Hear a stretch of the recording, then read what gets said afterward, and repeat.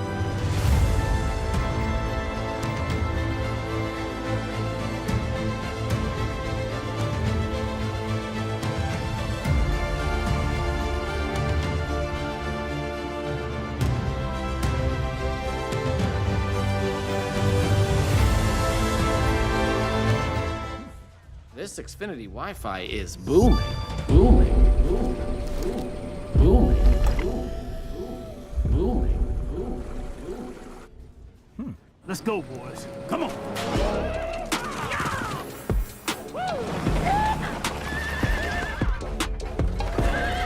Now everyone who knows a boom when they see one is gonna want in. Yonder, yo! The Wi-Fi's booming! Hello, boom time. Streaming Pete done struck Xfinity. I'm gonna stream on 100 devices at once, just 'cause I can. You crazy Streaming Pete. I'm not just prioritizing my device, I'm shifting the paradigm. Stream me sideways. It's bursting with Wi-Fi. The Wi-Fi is Booming. booming. Good thing there's plenty to go around. The Wi-Fi's booming!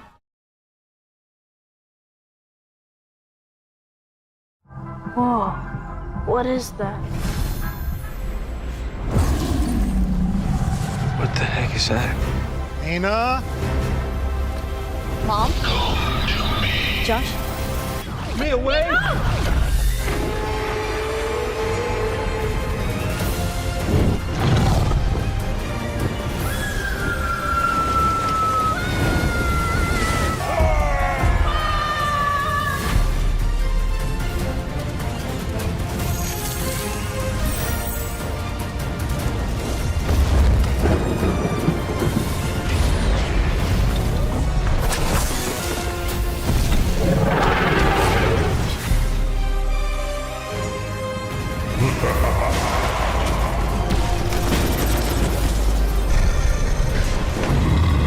So my friend is in a portal?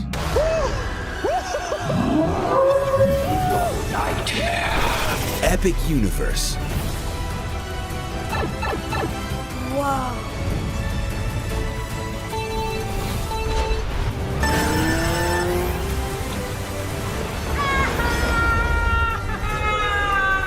New worlds await. Guys! Mia? Oh, you gotta see this. Our universe will never be the same. Epic Universe at Universal Orlando Resort.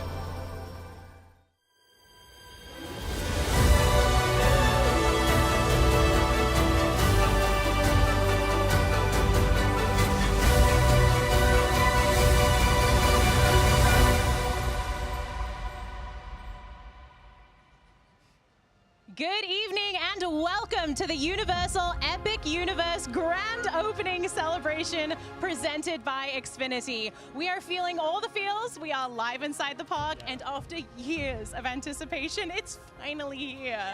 I'm Layla Lawrence. I'm Lauren Uppenhauer. And I am Patrick Dougal, and tonight you're getting an all-access pass into the most ambitious theme park Universal has ever created, and we are thrilled to take you along for the ride. That's right, we have an incredible night ahead. I'm talking celebrity interviews, deep dives with the creative teams who built these incredible worlds, exclusive content premieres, giveaways happening live in the chat, and a few surprises we're not allowed to spoil yet. And we're not doing it alone. Out on the celestial blue carpet is our correspondent to the stars, Shobit Jain. He's catching up with celebrities, Universal VIPs, and some familiar faces from across the NBC Universal family. Thanks, Layla. Hi, everyone. My name's Shobit. It's like showbiz with a T. And today we are here with Mark Woodbury, Chairman and CEO of Universal Destinations and Experiences. Mark, how are you feeling tonight? What's going through your head? It's just a spectacular night. What a great evening. Beautiful Florida sunshine. The culmination of an 8-year journey that involves the most creative people in the entire world, the greatest amount of innovation, the most technologically advanced theme park we've ever created, and a spectacular addition to our Universal Orlando Resort. This really changes everything for us. It changes our position in the marketplace. It changes how people experience a theme park, how they experience live entertainment. how they'll see dragons and Mario and Harry Potter and Universal Monsters. It really changes everything. No, it truly does. This is a game changer. And I've got to ask, given your long history working with Universal Destination Experiences on a number of huge projects, where does tonight rank in your career? Big. I'm often asked, what is my favorite attraction? And my typical answer for that is the next one, and this is the next one. And so, there's just no comparison to it.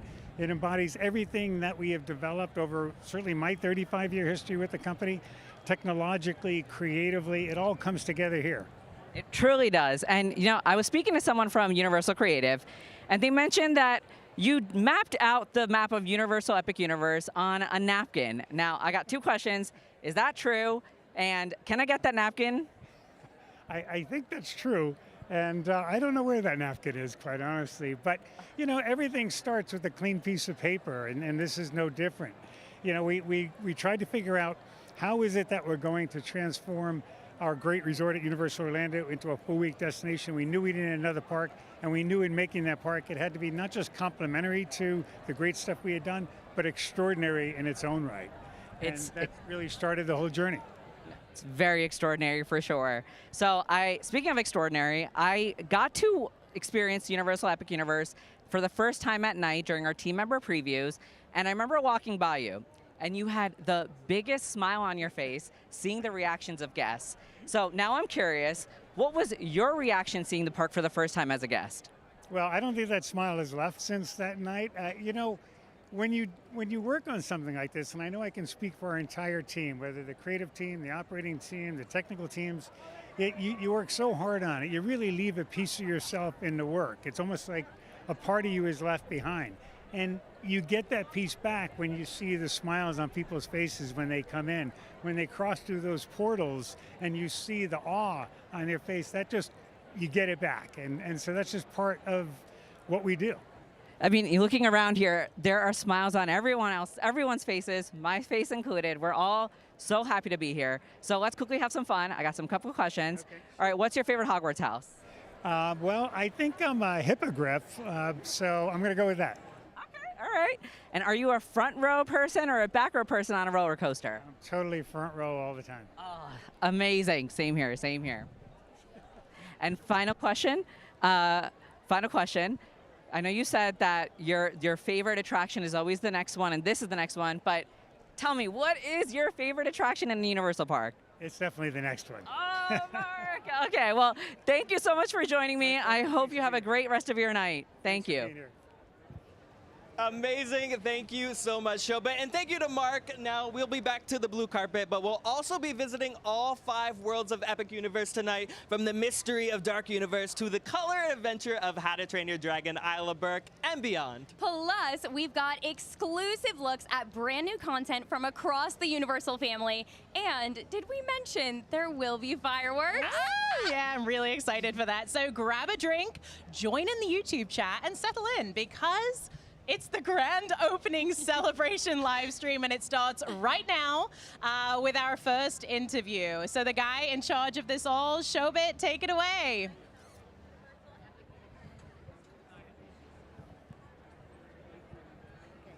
All right.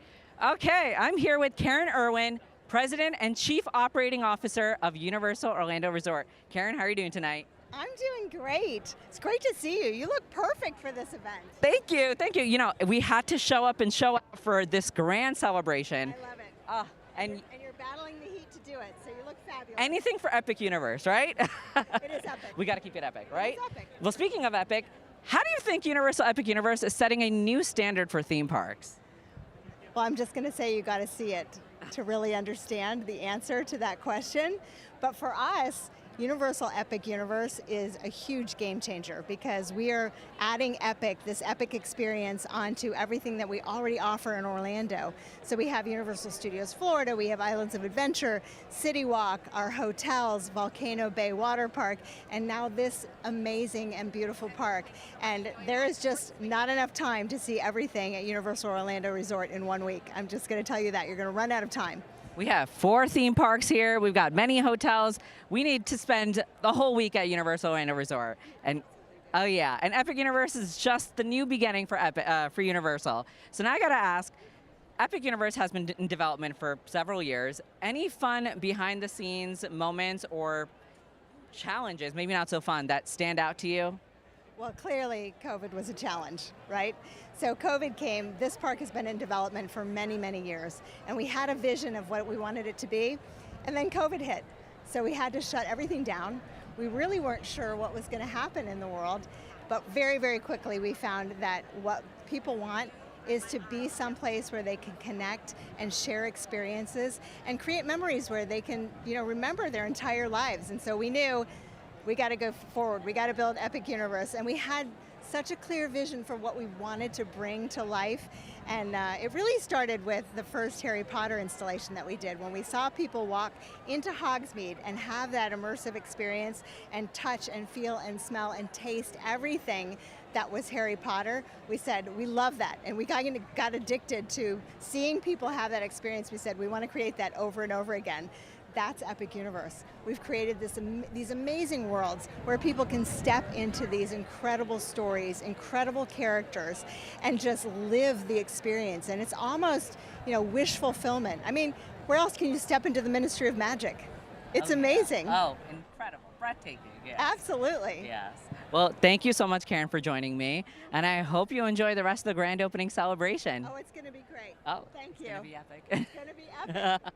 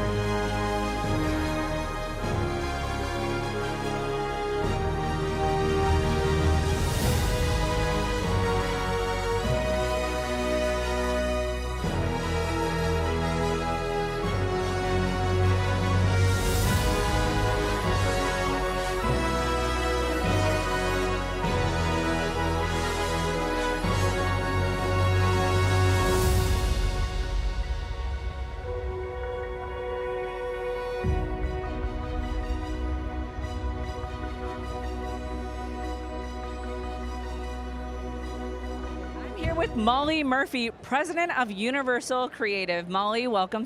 Thank you so much. So excited to be here for the grand opening of Universal Epic Universe. Truly, it is a very exciting night. So I've got to ask, Epic Universe is full of groundbreaking innovation. What is one piece of creative or technological magic that you can't wait for guests to experience? Well, I would have to say, in Monsters Unchained, in Dark Universe, we have 14 amazing animated figures that get so close to you. When you look in the eye of Wolfman, I'm telling you, chills. Chills for sure. Well, thank you so much for joining us. I know the fans and everyone else cannot wait to experience all the fun attractions that the Universal Creative Team has put together. Thank you so much. Thank you so much. Everyone's put so much hard work into this, and it's such an amazing day to be able to offer it to the world tomorrow. So we're looking forward to it. Thank you, Molly.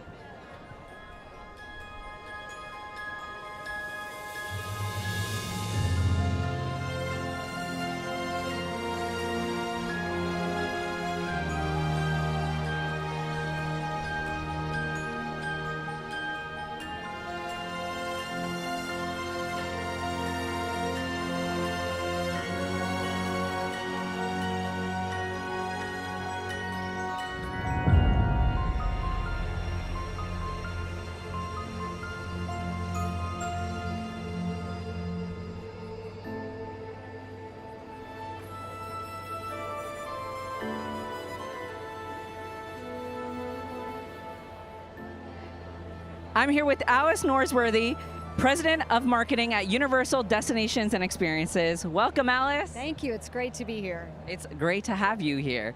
So, having been at Universal for the opening of multiple major attractions and lands and worlds, where does the opening of Epic Universe rank for you? Well, that's really hard because they all mean something. But right now, as I think about the opening of Epic, it's all about gratitude. It's about gratitude for the incredible work that was done, all the people that worked on the project, created, designed, and are soon to be operating it, all those who marketed it and sold it, everyone that's supporting behind the scenes. So it really, to me, this moment is about gratitude. Well, speaking of gratitude, do you ever just walk around in the parks to see guest reactions, and just what is that feeling seeing the payoff of all that hard work and the smiles on everyone's faces? Well, that is what it's all about. So walking through the park, no matter how hard the day is or how joyous the day is, as you walk through the park and you just see the expression on people's faces as they're enjoying the experiences and seeing the characters and stories they've come to love, come to life around them, is just, it's really rewarding and an incredible experience. We're all so proud of you, Epic Universe, so thank you so much. Thank you for joining me, Alice.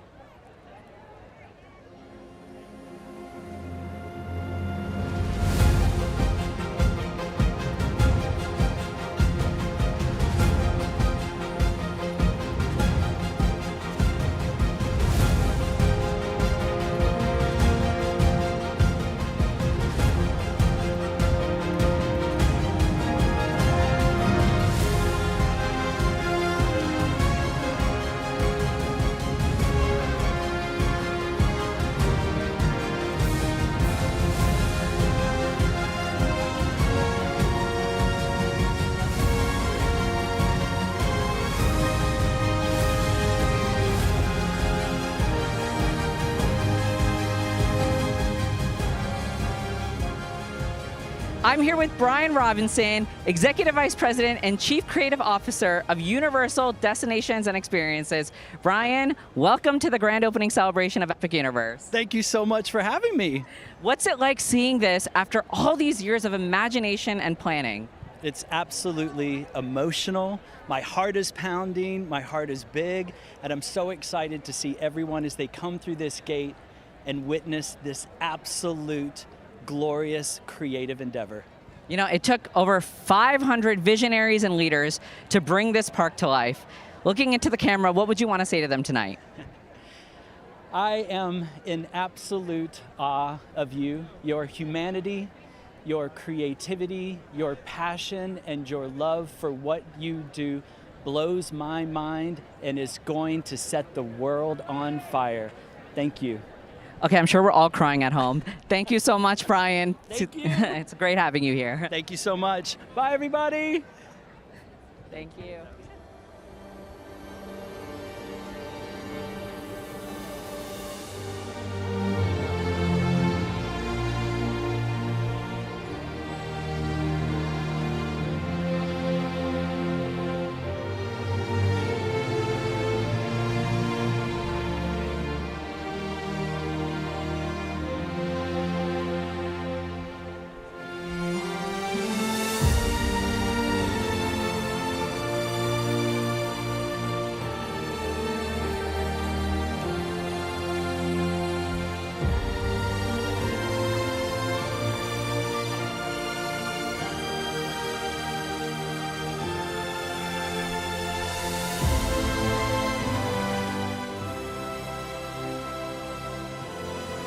And General Manager of Universal Epic Universe. Jeff, this is your baby now. What's it like being responsible for something that's so expansive and innovative like Epic Universe? It's a fantastic opportunity. I've been working with this company for 35 years and I've been working on this project for 8. And I just have to tell you, the collaboration between the creative partners, the operational teams, has been nothing short of extraordinary. I'm really looking forward to getting our guests in here tomorrow to experience it all. Well, knowing that you've probably been in the park more than anyone else, is there anything that still surprises you? I'm literally surprised every day. Most of the time, I'm surprised because of the way different guests perceive their experience. Many guests want to see the dragons of How to Train Your Dragon. Others want to see Super Nintendo World. And so it's really interesting to me to watch all of our guests come in and each get very excited about that one particular thing that means the most to them when they're here. Well, thank you so much, Jeff. It's a great pleasure having you tonight for the grand opening. Thanks for having us. Really appreciate it. Thank you for sharing your park with us. Okay, of course. My pleasure.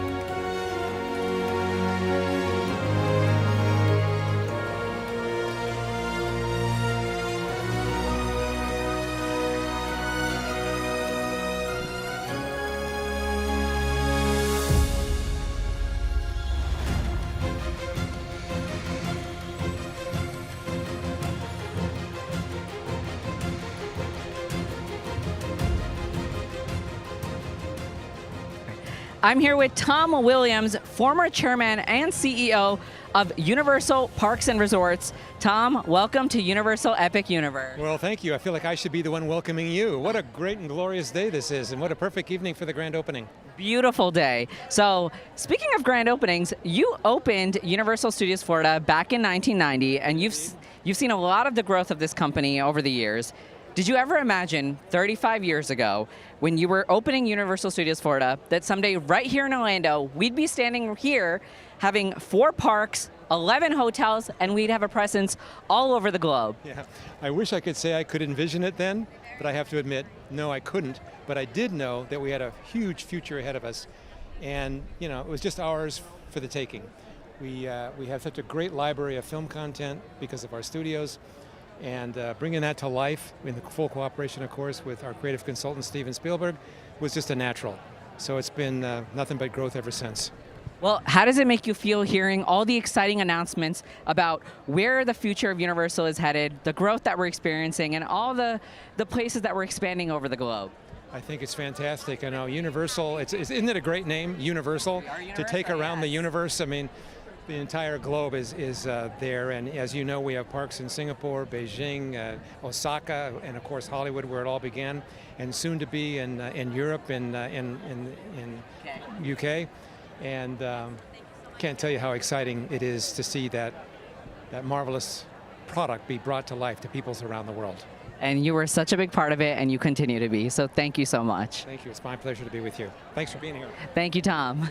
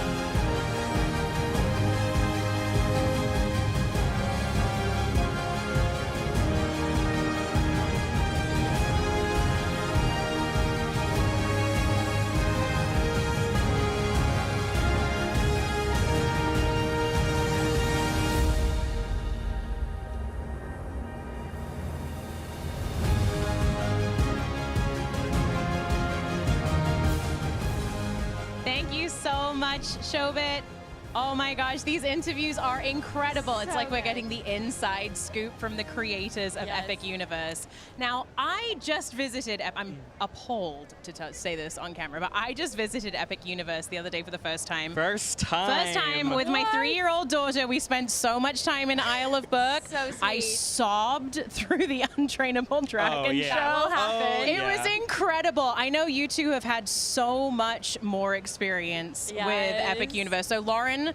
What about you? When did you first come to Epic Universe? Ooh, okay. First Epic Universe experience was about 3 weeks ago. Okay. But I've been here a lot since because once you come, you're just addicted, right? Absolutely. We talk all about connection here at the parks. That's what we love about it. My first day, it poured. Oh. So the whole morning, I feel like we all collectively connected in the park just with our ponchos, braving the weather, but so worth it. I mean, it's cooler than it was today, right? Oh, it was, I couldn't complain, I'm not asking honestly. for a downpour right now, but it might be nice to have a bit of a sprinkle.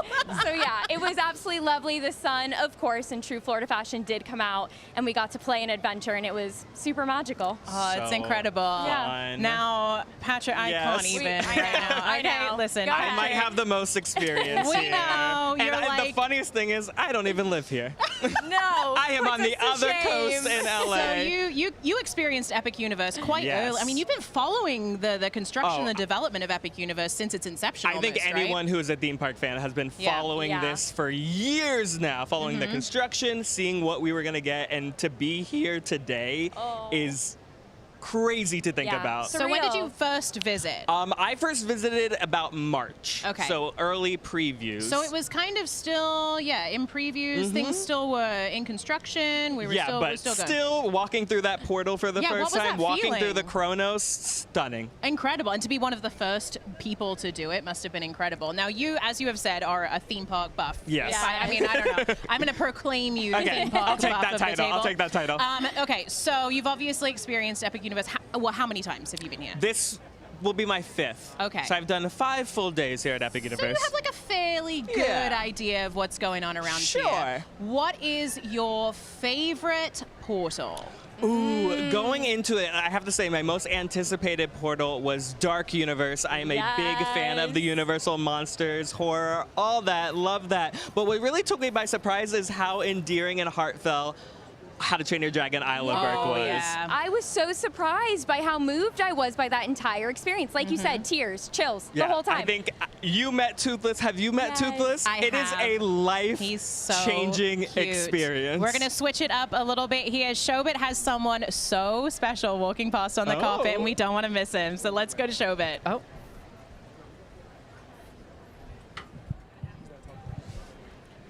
All right. So, of course, we've talked to Patrick about what his favorite portal is. What about you? What's your favorite portal, Lauren? I have to agree, the Isle of Berk, How to Train Your Dragon. Yeah, it just absolutely is so chilling to walk in. The details everywhere, it's so playful and whimsical. It kind of brings out my inner child. Yeah. And that's what we love theme parks for, right? Absolutely. To run around and play. Yeah. But we have to talk about Super Nintendo World. Of course we do. That's I was going to say, simulation. I was going to say, okay, I do love Isle of Berk, and I love that my daughter loved it, and of course it is so immersive, and the music and everything, it's so emotional. But the Super Nintendo World portal is insane. You are truly It's like- transported into the game. You walk into the game. It's mad. I mean, it is overstimulating, but like in the best possible way. In the best way. You are completely immersed in that world. Yes. It's the nostalgia factor. It's. I mean, I don't know about you guys. I wasn't a big gamer when I was younger. No, I wasn't. I had the old school like NES gaming system. I had to beg my parents for it. I had one game, which was Super Mario Brothers and obviously. Duck Hunt. Only game you Duck need. Hunt was on there too. You had to blow on the cartridge to make sure it worked and all of that. Yes. I tell you what, walking into that portal, it was like I was, I don't know, it was like I was 10 years old again. It was incredible. So and you good. see the characters in there as characters. well. We have the power-up bands, You guys fully have power-up interactive. bands? Have you used them? Have you chosen a power-up band character? That's the real question. Princess Peach. Yeah, my daughter loves Princess Peach, so of course we're appeasing the children here. I went with Donkey Kong. I felt like DK, his Donkey addition Kong. to Super Nintendo World now and the entire Donkey Kong Country, I had to show him some love. Donkey Kong Country is also spectacular. Incredible. It's a whole area. Is Have you just played the bongo game? I haven't. What's that? Did you play the bongo I game? played the bongo I didn't game. get to play the bongo game. It is- Is that? Oh no, I think I know what you're It talking is about. harder than you think it is. I saw little kids mastering Yeah, it, but I went to pros. try it. failed. That's the one a special. So it's almost like a rhythm game. It will light up and you will play the bongos. And if you you need some coordination. For yeah, it. you There's do need some a little hand-eye coordination for sure. But I'm telling you, all the kids were showing me up. No, I failed. Absolutely spectacularly failed.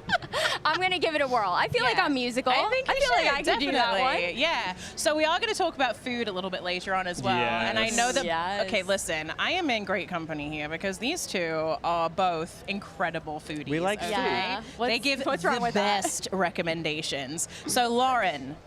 One dish you cannot miss here at Epic Universe. I'm gonna make it so you're hard gonna for do you. that to me? One dish you cannot miss at Epic Universe. What One would dish you call it? cannot miss at Epic Universe. I'm gonna go Atlantic.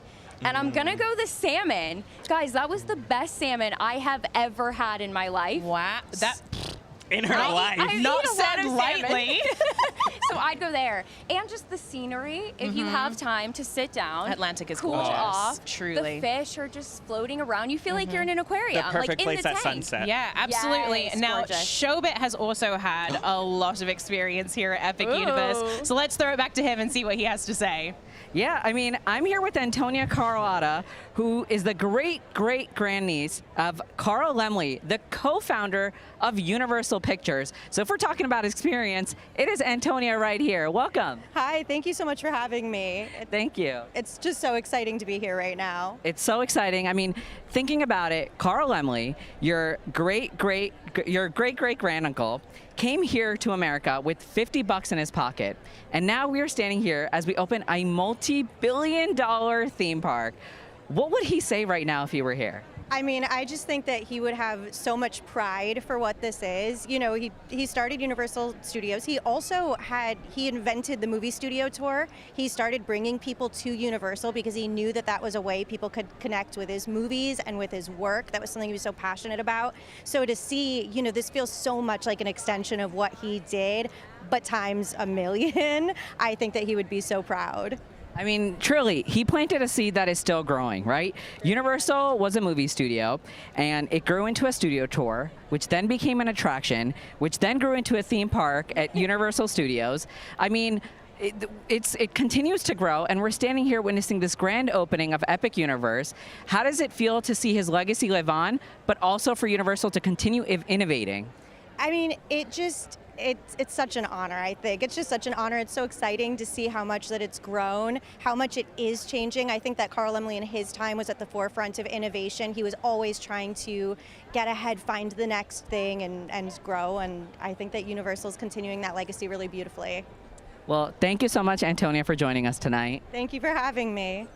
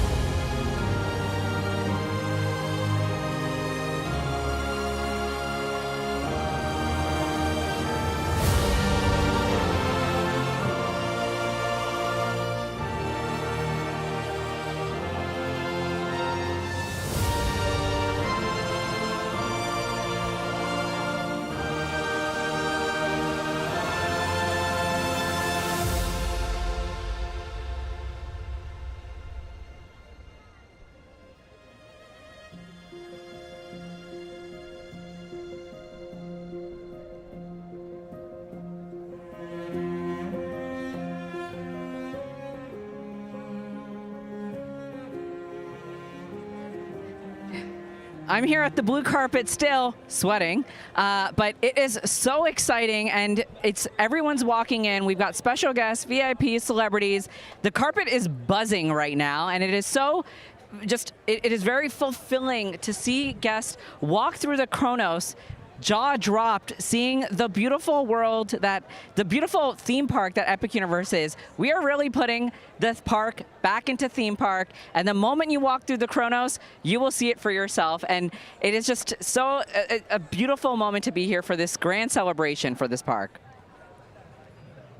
I was going to say, you look so striking out there on that carpet. Truly, the commitment to the bit with that suit. You look incredible. I know that you must be absolutely sweltering. Of course. But you look iconic, on point. You look, dare I say, epic. I think you'll hear that a lot. I think it's a pun, but tonight is an incredibly epic night. Yeah, exactly. Shoba, I was asking up here, Lauren and Patrick what their favorite dishes were at Epic Universe. Do you have a favorite? Can you chime in on that one? Oh, I definitely can. It is called A Trip to Vesuvio at Pizza Moon. And shout out to my girl Stephanie. She hooks me up with the best pizza.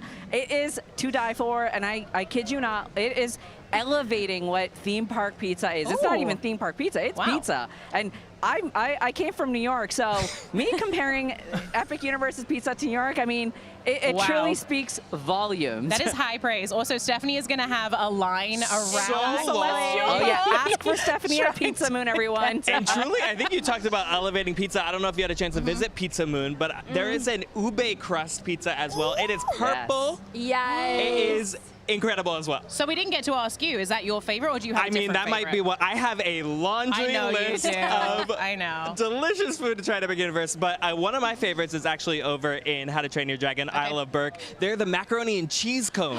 I'm dying to try Everyone's talking about that. And not only there's one of them, there's 3 different varieties. They come in a full bread cone, seasoning on it, mac and cheese. It's just like a carb explosion. Yeah, it's one like, has pork, one has chicken, and one has goldfish on it. Oh my gosh, that's so I'm getting cute. that one. I mean, honestly, Goldfish like all the way. Carb up for a day at the parks, right? You're walking That's exactly around. what you need. Yes. Okay, so my favorite is actually, I mean, it's a little bit different. It's something that I found to be, I don't know, just really special.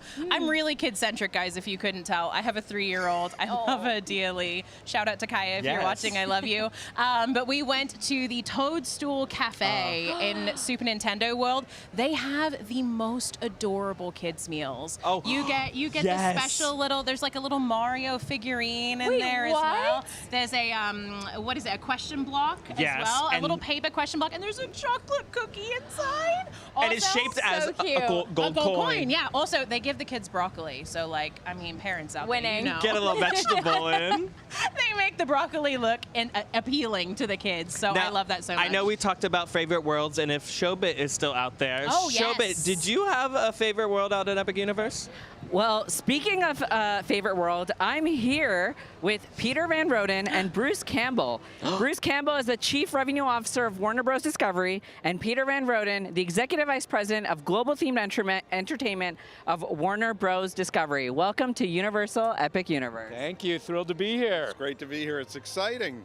All right, so hands down, everyone always is obsessed with the Wizarding World of Harry Potter, and today we have the Wizarding World of Harry Potter Ministry of Magic opening in Universal Epic Universe. So how does it feel to walk into a world that's just so immersive and just feels like you're straight into the films? Look, there's nothing else like it. This is a one-of-a-kind experience. I think families are going to love it. Fans, new fans, old fans are going to love it. We couldn't be more excited. It's 6, 7, 8 years in the making. It's amazing to come to, and it's, you know, in our opinion, we'll be not shy about it. I think it's the best theme park land in the world. So have you had a chance to explore it? And if so, what was your favorite part? Many, many times. He's seen it a lot. I'm just seeing it for the first time. Many times. And I tell you, even yesterday, we ran through all the parks. We did all the Harry Potter lands in all the parks yesterday, which we've done many, many, many times, and it's still thrilling. Okay, so I'm sure the fans want to know, do you have a favorite? I have a favorite ride? Favorite Harry Potter park. It's Ministry of Magic and Epic Universe. Oh, there you go. Yes. For sure. The original. Well, having seen Ministry of Magic so many times, is there anything that still surprises you? You know what? For me, it's the interaction. It's all the windows that come alive. The whole land of Paris being so wizardy and coming alive. I find things and especially at night, you find things that are surprise you every single time you go through. And what made you say wow? I just think seeing the fans' experiences, so seeing the looks on their face, seeing people who this brings to life something that they've only ever seen in the movies before. I think that's really what does it for me. Same for me here. Well, thank you so much, Peter and Bruce. It is so great having you here. Thank you for bringing the Wizarding World of Harry Potter, Ministry of Magic, here to Universal Epic Universe. Our pleasure. Our pleasure.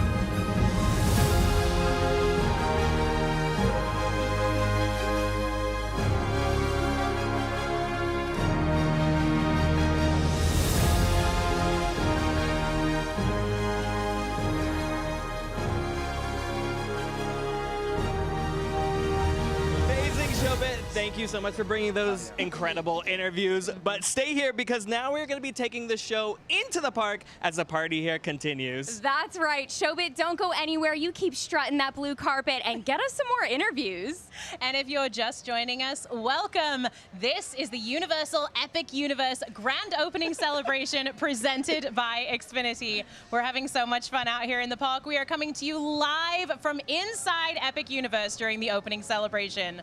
I'm Layla Lawrence. I'm Lauren Umpenhauer. And I'm Patrick Dougal. And for the next few hours, we'll be taking you inside all 5 worlds of Epic Universe. You'll hear from Universal creative team members who helped create this park. And we got some special guests that you do not want to miss. It all ends with an amazing show, fills the whole park with fireworks around 10:20 Eastern. So stay tuned. And then we are going to be back tomorrow morning as well, live at 7:30 a.m. Eastern, to bring you the official grand opening of Epic Universe to guests from around the world. That's right. And if you're following us in the YouTube chat, we've got even more for you. Nicole, our social media correspondent, is hanging out back in the broadcast truck. Nicole, what have you got going on for us tonight? Hey guys, it's true, we got kind of a party going on in the chat over here. 18,000 people hanging out with me, which is bonkers. I actually pulled a few of my favorite comments just to read. Jaden Cohen said, "We bring the boom." I like to believe that that is true. And someone named Coffee Talk said, "The Wolfman loves Pizza Moon." So something to look into, something to investigate. But yeah, I'll be hanging out here the whole time with polls, quizzes, giveaways, all kind of fun stuff. So if you're in the chat, stay tuned, keep your eyes peeled. Back to you guys. Well, thank you so much, Nicole. We've got hours of amazing stories to tell tonight. But to set the stage for the journey we're about to take, here's a first look at the cinematic vision behind Epic Universe.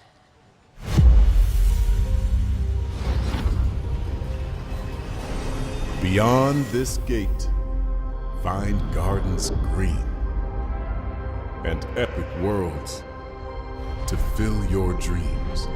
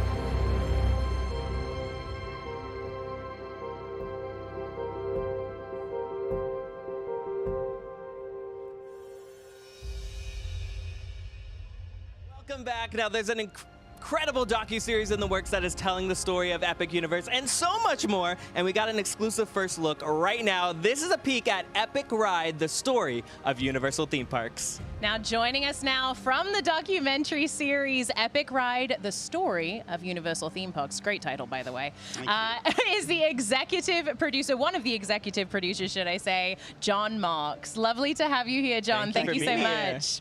So you've had a front row seat to some of the greatest stories here at Universal. I mean, you've seen so much of it come to life. And of course, as I said, the title is just so powerful. What kind of moments made you realize, yeah, this is actually history in the making? Well, when we first got here in December with our cameras, it was kind of an extraordinary thing. I don't know how many of us have ever seen a theme park under construction, right? Not many, the beauty I would of imagine. this place with the scaffolding up and the sandbags. I mean, I'm not taking away from this moment at all, but it is an incredible sight to see hundreds of people of every discipline working together in this place where already magical stuff is going up. So, you know, the Wizarding World of Harry Potter has the Ministry of Magic, and you walk in there and it's already finished and it's glorious, but to your right there's, you know, a welder and sparks flying, and to your left there's somebody still doing the last painting. I'll tell you an example of something that made a deep impression on me, because the granular detail of this place is just moving. So we were there on a Sunday, it was mostly pretty quiet, and there was a woman inside a kind of store painting the silver leaves on this glass door, painstakingly, one leaf at a time. And we shot that, and we just watched her so closely, and I just thought, wow, all this stuff that most people will never really focus on necessarily is all here for them. And there will be people who will catch it. Honestly, that's the kind of stuff that caught my imagination and made me excited about this documentary. That's incredible. And it really is, you're sort of seeing how the sauce is made, right? Yeah. And speaking of which, we do have a clip showing a little bit about what's coming with this incredible documentary. So let's take a look. Great. All right, now can you go the most open aperture with the brightest setting? We just want to make sure that this ride feels iconic. Whatever decisions we make in the next few weeks will last 20 years. And what scares me is not being able to get everything that we have planned in there. With Dark Universe, one of the greatest parts about being Universal is that no one else in the world could build a park and have a monster land. No one would take that risk. It's pretty much taking what he's currently doing and trying to push his arm so that I think you're feeling a little bit more of them coming down. Yeah, it still looks a little conservative. We might as well take it to the next level, see how far we can push it. This is a huge bet. We don't know the demand of what it's going to be or data or rankings that can tell us what people want. We just have to believe that people love monsters.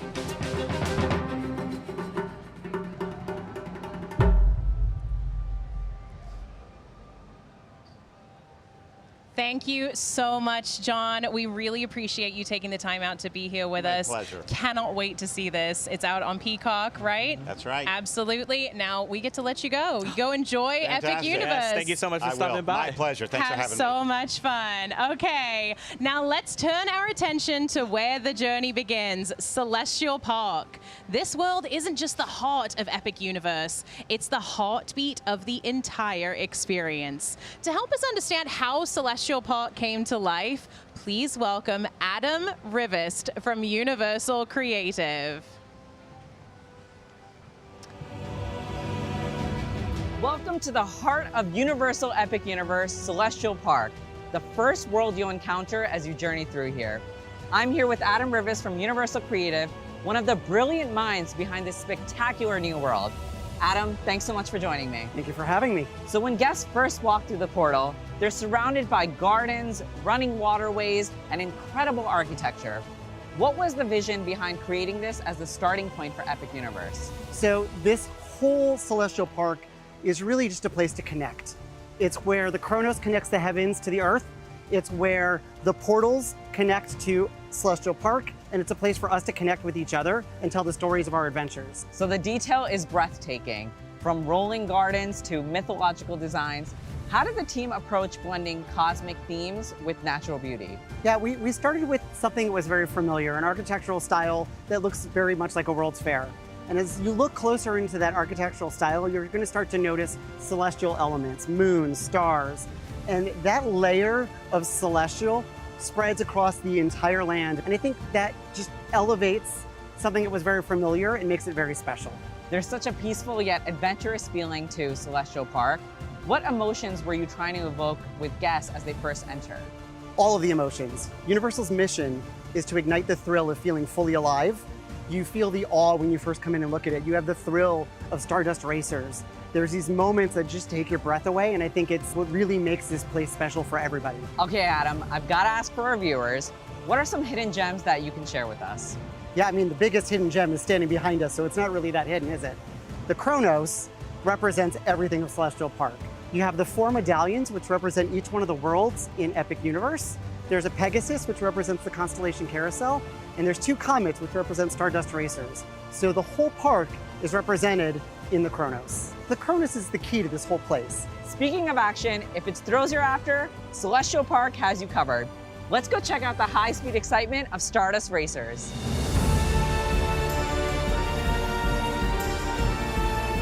Adam, this dual launch coaster is already making waves. What makes Stardust such a standout experience at Epic Universe? I absolutely love this ride. I am so happy with the way it turned out. It delivers a level of thrill that I don't think anybody was expecting. I mean, I'm obsessed with it, and one thing I'm specifically obsessed with is the celestial spin. Can you tell me what's going on during that mid-air crisscross? Yeah, it's the coolest feeling, right? You come off the second launch, up to the top of the hill, and then both trains are in a downward dive of a double helix. So you can literally be upside down and look and see the other train below you. It takes your breath away. After a high-speed race through the cosmos, it's time for a different kind of spin, a magical ride on Constellation Carousel. Adam, this is no ordinary carousel. How did the team come up with the idea of constellations coming to life? Yeah, it's so fitting for the center of Celestial Park. The plaza in front of it is called Constellation Plaza. We've got stars everywhere. Why not bring them to life and let us actually climb on them and ride them through the Milky Way? What design details might guests not want to miss? Yeah, if you look closely at each animal, you're going to notice small points of light and large points of light. If you connected the dots on the large points of light, you'd actually be making the constellation of the animal that you're about to ride. So if you went on the bear and connected the dots, you'd actually be making Ursa Major. My favorite thing about the Constellation Carousel is that it's never the same ride twice. There are 7 different music tracks. Each one is different choreography. Constellation Carousel is such a vibe at night. It comes alive with lighting. You literally feel like you are in an otherworldly space just gliding through the Milky Way. Celestial Park is amazing all on its own, but it's also your gateway to even more adventures.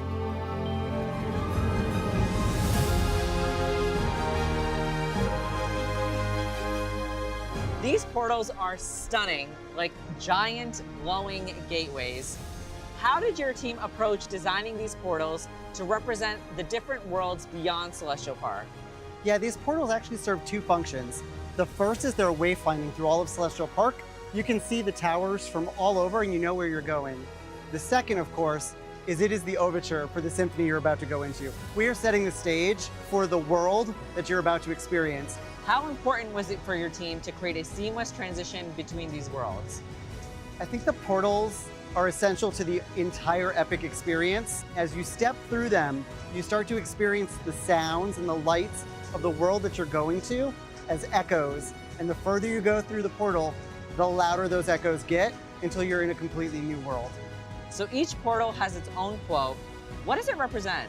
Yeah, the quotes over each portal are unique to the worlds that you're going to and are your call to action. They also hint at what you're about to experience.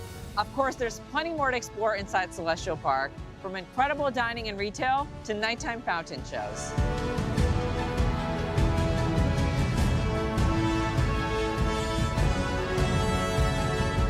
And if you're looking to stay right at the heart of the adventure, you'll find Universal Helios Grand Hotel, a Lowe's hotel, at the edge of Celestial Park, where the beauty of the heavens and the magic of Epic Universe come together like nowhere else. Celestial Park sets the stage for everything that makes Epic Universe unforgettable, from cosmic thrills to peaceful stargazing moments. Adam, thanks to you and the entire Universal creative team for giving us a glimpse into the wonder of Celestial Park. It was so much fun to show you around. And this is just the beginning, a place where stories unfold, skies open, and every journey becomes something extraordinary. Now get ready to step into your own adventure.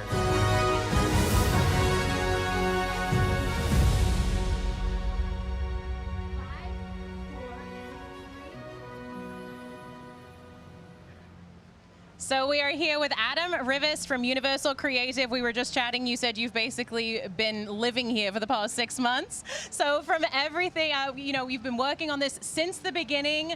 Please tell us how it all started. Yeah, it's been 8 years of my life on this project, and it's just been an amazing journey. Like from the very beginning of what do we do if we want to do a new theme park here in Orlando, to everything that's behind us right now has just been the best journey. I've got to meet the best people along the way and bring something I think amazing to the world. Amazing. Now, from everything that we've shown the fans so far, do you have a not miss experience here at Epic Universe? I mean, the whole thing. It's like the whole package.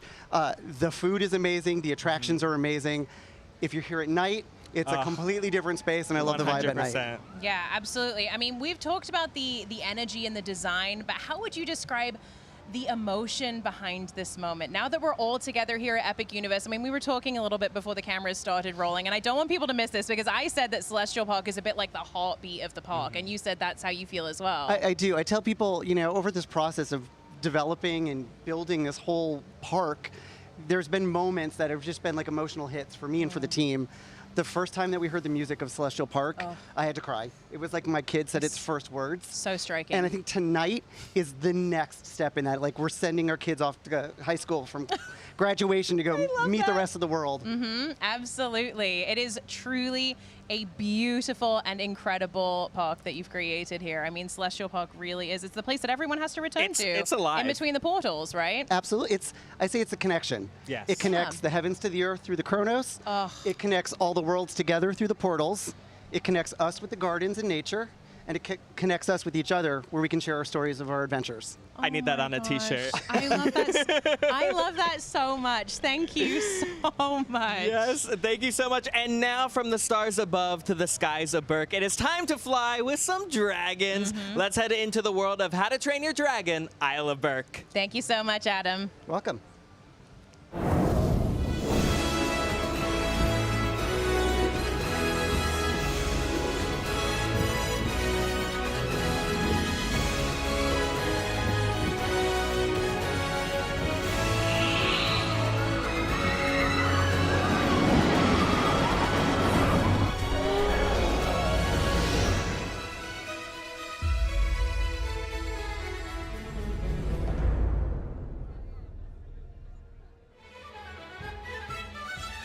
Welcome to the Isle of Berk, where Vikings and dragons live, laugh, and soar together at Universal Epic Universe. Let's check it out. I'm here with Ryan Paul from Universal Creative, who was a manager for ride and show engineering in this vibrant dragon-filled world. Ryan, when guests first step into the Isle of Berk, they are stepping into the heart of the How to Train Your Dragon story. What was the vision for bringing this world to life? It was exactly that. It was to allow guests to step right into the heart of the story and actually see Berk in the way that we actually imagine it in the series. And the details here too are incredible. How did you and your team approach creating such an authentic Berk? So we really wanted to capture the spirit of Viking architecture and make sure that we also captured the scale of it. And there is such a strong sense of wonder and adventure here in Berk. What is it that you hope guests feel when they're exploring? I really hope that guests feel the full gambit of emotions that we see in the series. We have a bunch of special vignettes and smaller moments scattered throughout the land that really does make it come alive and make it feel personal and special. And if you've ever dreamed of flying with dragons, Berk makes that dream come true.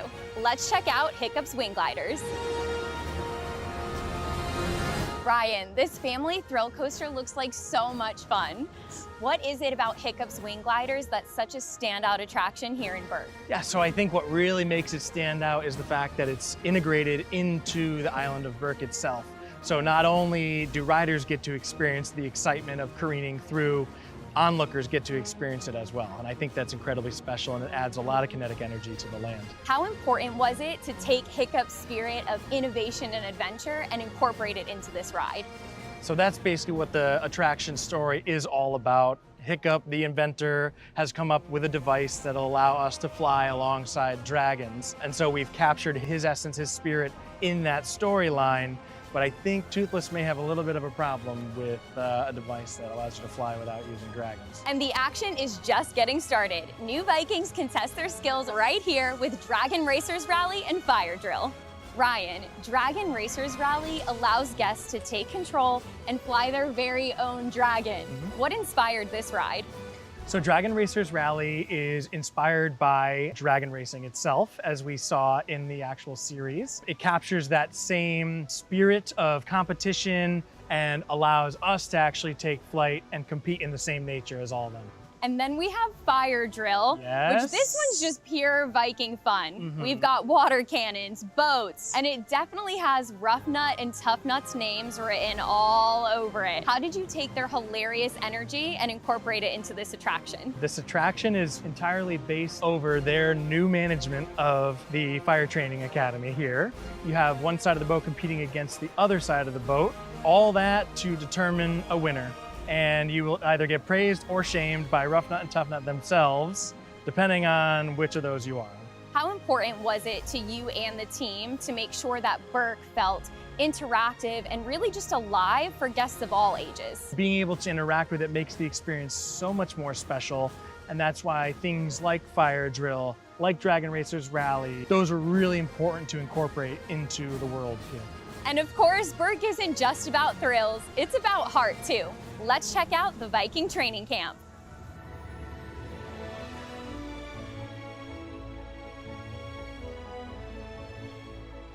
Ryan, this play area is absolutely amazing. It's full of action and imagination. How did you and the team create the Viking training camp to be both interactive and true to Berk? We wanted to make sure that this space not only had a lot of the interactivity and the play elements, but we also wanted to be an educational space for a lot of our young Vikings to learn about all the dragons and their quirks. How important was it to create this space so that even our littlest of guests could step into the world? I think really the spirit of this space was to grab their interest at a young age, to not only learn about the whole world, but enjoy doing it. And then just a few steps away, guests can watch the Untrainable Dragon, which is one of the most spectacular shows in the park. How does the live show expand upon the story of Berk? We introduced the dragon hatchery over there, in which the Vikings are now nursing eggs to hatch. And we encounter a potentially troublesome dragon, an untrainable dragon, you might say. I also love the music that we experience. Yes. The dragons flying overhead. It really does capture the feeling of the films. What is it that you want guests to feel when they watch the show? With the show, we really wanted to allow for the viewers to actually experience the whole gamut of emotions that they did in any of the actual How to Train Your Dragon movies. Yeah, I think in general, the Isle of Berk is just full of heart all around. Was that always part of the vision? Indeed, yes. It was always a part of the vision, and we wanted to make sure that this world of the Isle of Berk actually had that mixed throughout. And we wanted to make sure that all these came together to create this kinetic energy. And the adventures don't end with rides and shows. There is plenty more to explore across Berk's dining, shopping, and dragon meet and greet experiences. Oh my goodness.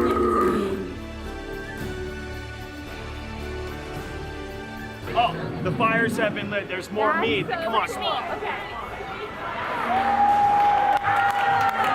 Like, just like this. All right, give it a shot. Give it.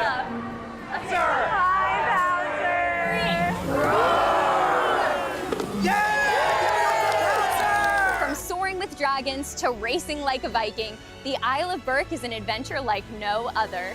filled with heart, humor, and unforgettable moments. And a big thanks to you, Ryan, for being here today. Yes, thank you for having me. I appreciate it. Of course. And thank you to the entire Universal creative team as well for giving us this awesome first look into the Isle of Berk. It's a world where dragons soar, Vikings dream, and every guest can live a story of their very own. We can't wait for you to take flight with us.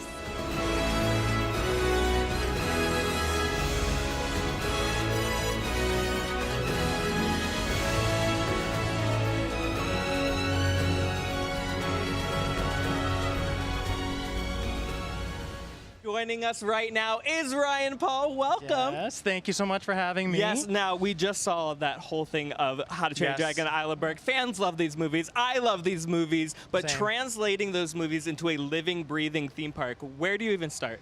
Well, we had to start with dragons, and because everyone wants to go to Berk to see dragons, and yes, we all love Hiccup, but let's be real, Toothless is where it's at, and all of his dragon friends. So we had to make sure that we were bringing that to life here.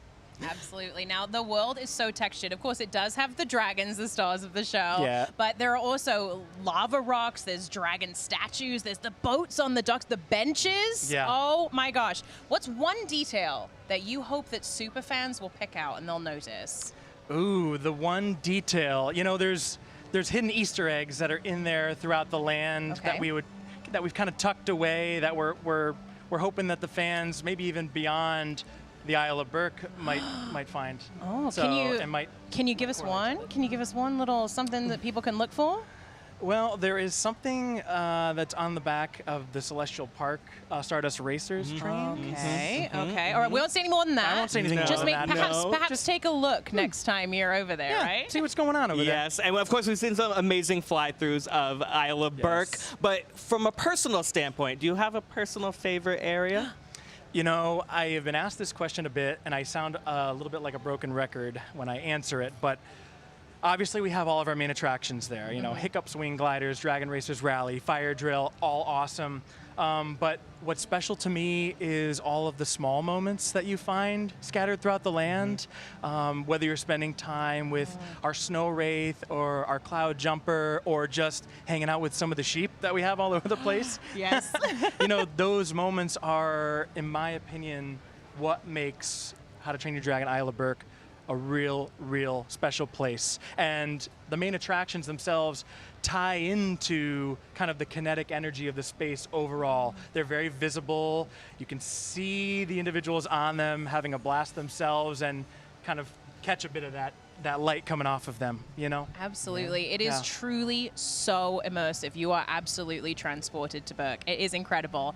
Thank you so much. It's so fun hearing how the Isle of Berk all came together. I want my own dragon. Oh, don't we all? Come on. What a way to get to work, right? It's such a rich, detailed world. Thank you so much for being with us, Thank Adam. you for having me. It's been a blast. And Lauren, you got to spend even more time inside Isle of Berk with dragons and Vikings that they call home. Stepping into Berk is like stepping straight into the movies. And when you meet the characters, it gets even more real. Let me show you what happened when I finally got the chance to meet Toothless and a few other familiar faces. The Isle of Berk is home to dragons of all shapes and sizes, and if you've ever wanted to meet one, this is where the magic happens. I'm here in How to Train Your Dragon Isle of Berk to show you the unforgettable dragon and Viking encounters waiting around every corner, starting with the one and only Toothless. This isn't just a meet and greet, it's a moment of connection. Toothless doesn't just pose for photos. He interacts, reacts, and plays with guests of all ages. But Toothless isn't the only local you'll meet. On Berk, Vikings and dragons roam free, and you never know who you'll run into next.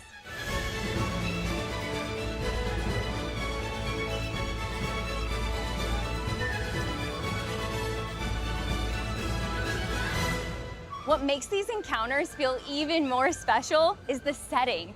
Every inch of Berk feels alive, from the carved backdrops to the dragon habitats and Viking gear. Whether you're bonding with Toothless or bumping into a Viking in the street, the Isle of Berk makes every guest feel like a member of the clan. These moments aren't just photo ops, they're memories in the making. That's a look at just some of the magic waiting for you on the Isle of Berk.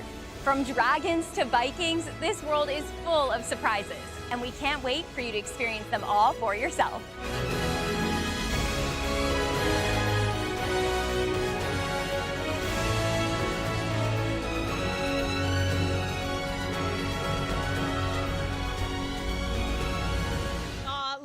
Meeting Toothless genuinely looked unreal.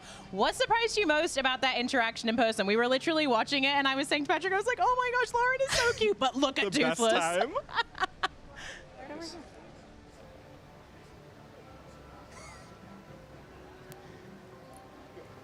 Meeting Toothless was incredible, but if you really want to see dragons in action, you can't miss the untrainable dragon.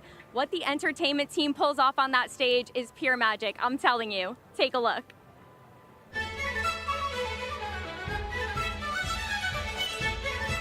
At Epic Universe, dragons don't just fly. They sing, they soar, and they steal the show. Welcome to the Untrainable Dragon, the live spectacular that brings Berk's biggest heart to life.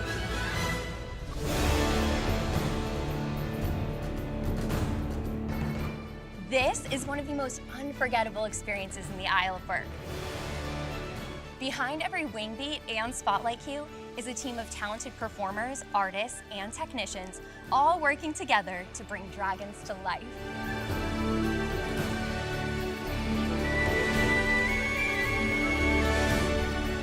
From the smallest scale to the biggest leap, every detail here is built with care, and it shows.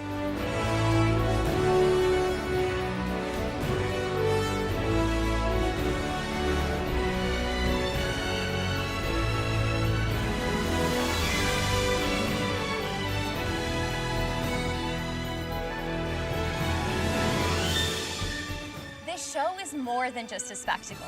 It's about trust, teamwork, and the bond between Viking and dragon.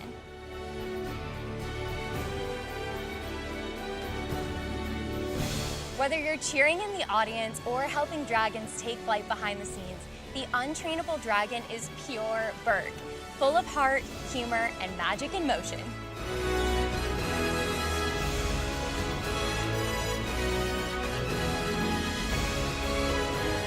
Untrainable Dragon is a show you'll never forget. And remember, when the dragons fly, it's because someone believed they could.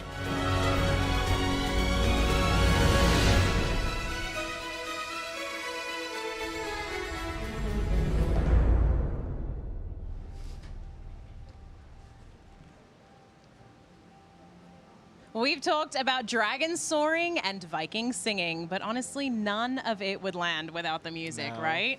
The How to Train Your Dragon films are known for one of the most beloved scores in modern cinema, and that magic continues here at Epic Universe with the involvement of the film's composer, the legendary John Powell.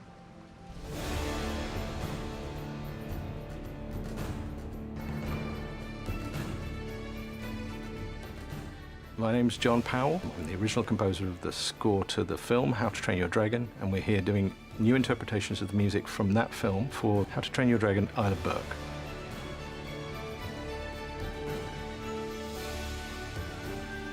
The joy of music is that everybody hears it and enjoys it in a different way. It can evoke very emotional memories at an almost supernatural level. It transcends language.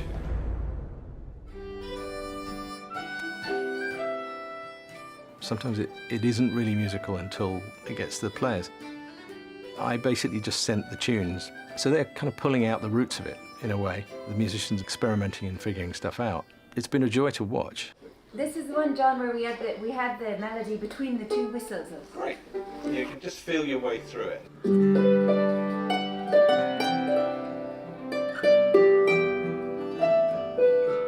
The language of a theme park is a whole new world for me. I'm finding the physical aspect of this, sound as environment in a theme park, that will be the sort of the biggest journey of any project I've ever done. The joy of music is that it's a very universal language. It's communicating in a way that we want to make connections. We want to connect with each other. So what do you want? Boom, bam, dum, dum. Okay.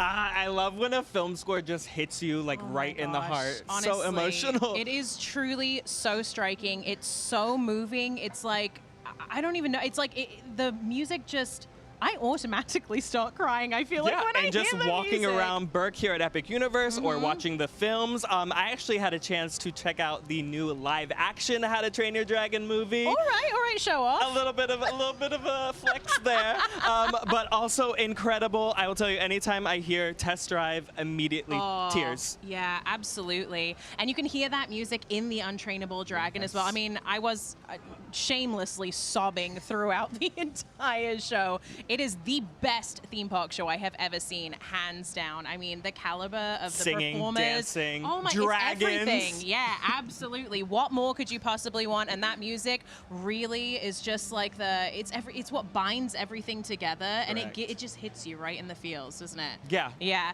In fact, you know what? We were talking about the music, and you were talking about, of course, your experience show off with the new live action film, but we do have something here for you guys. Let's take a look at the trailer for the new live action film coming out this summer from DreamWorks and Universal.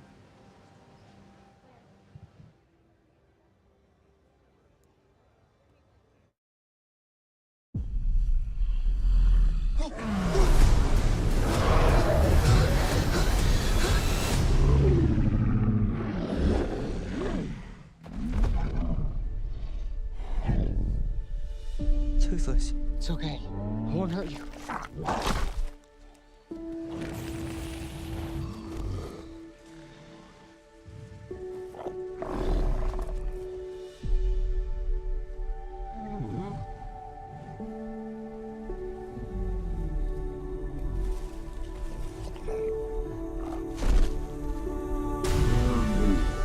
Everything we know about dragons is wrong.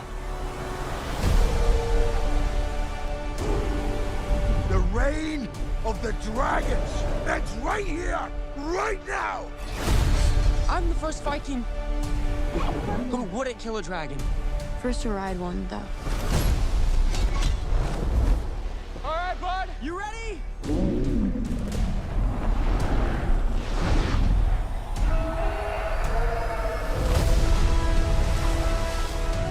Come on, come on.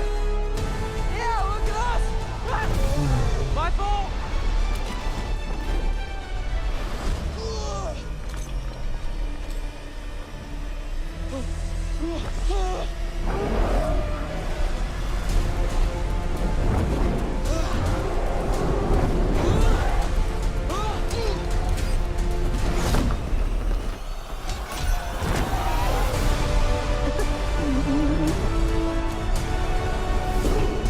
You have something none of us have.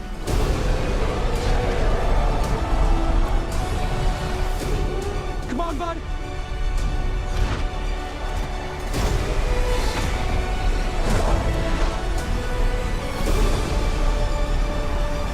Watch out! Here comes!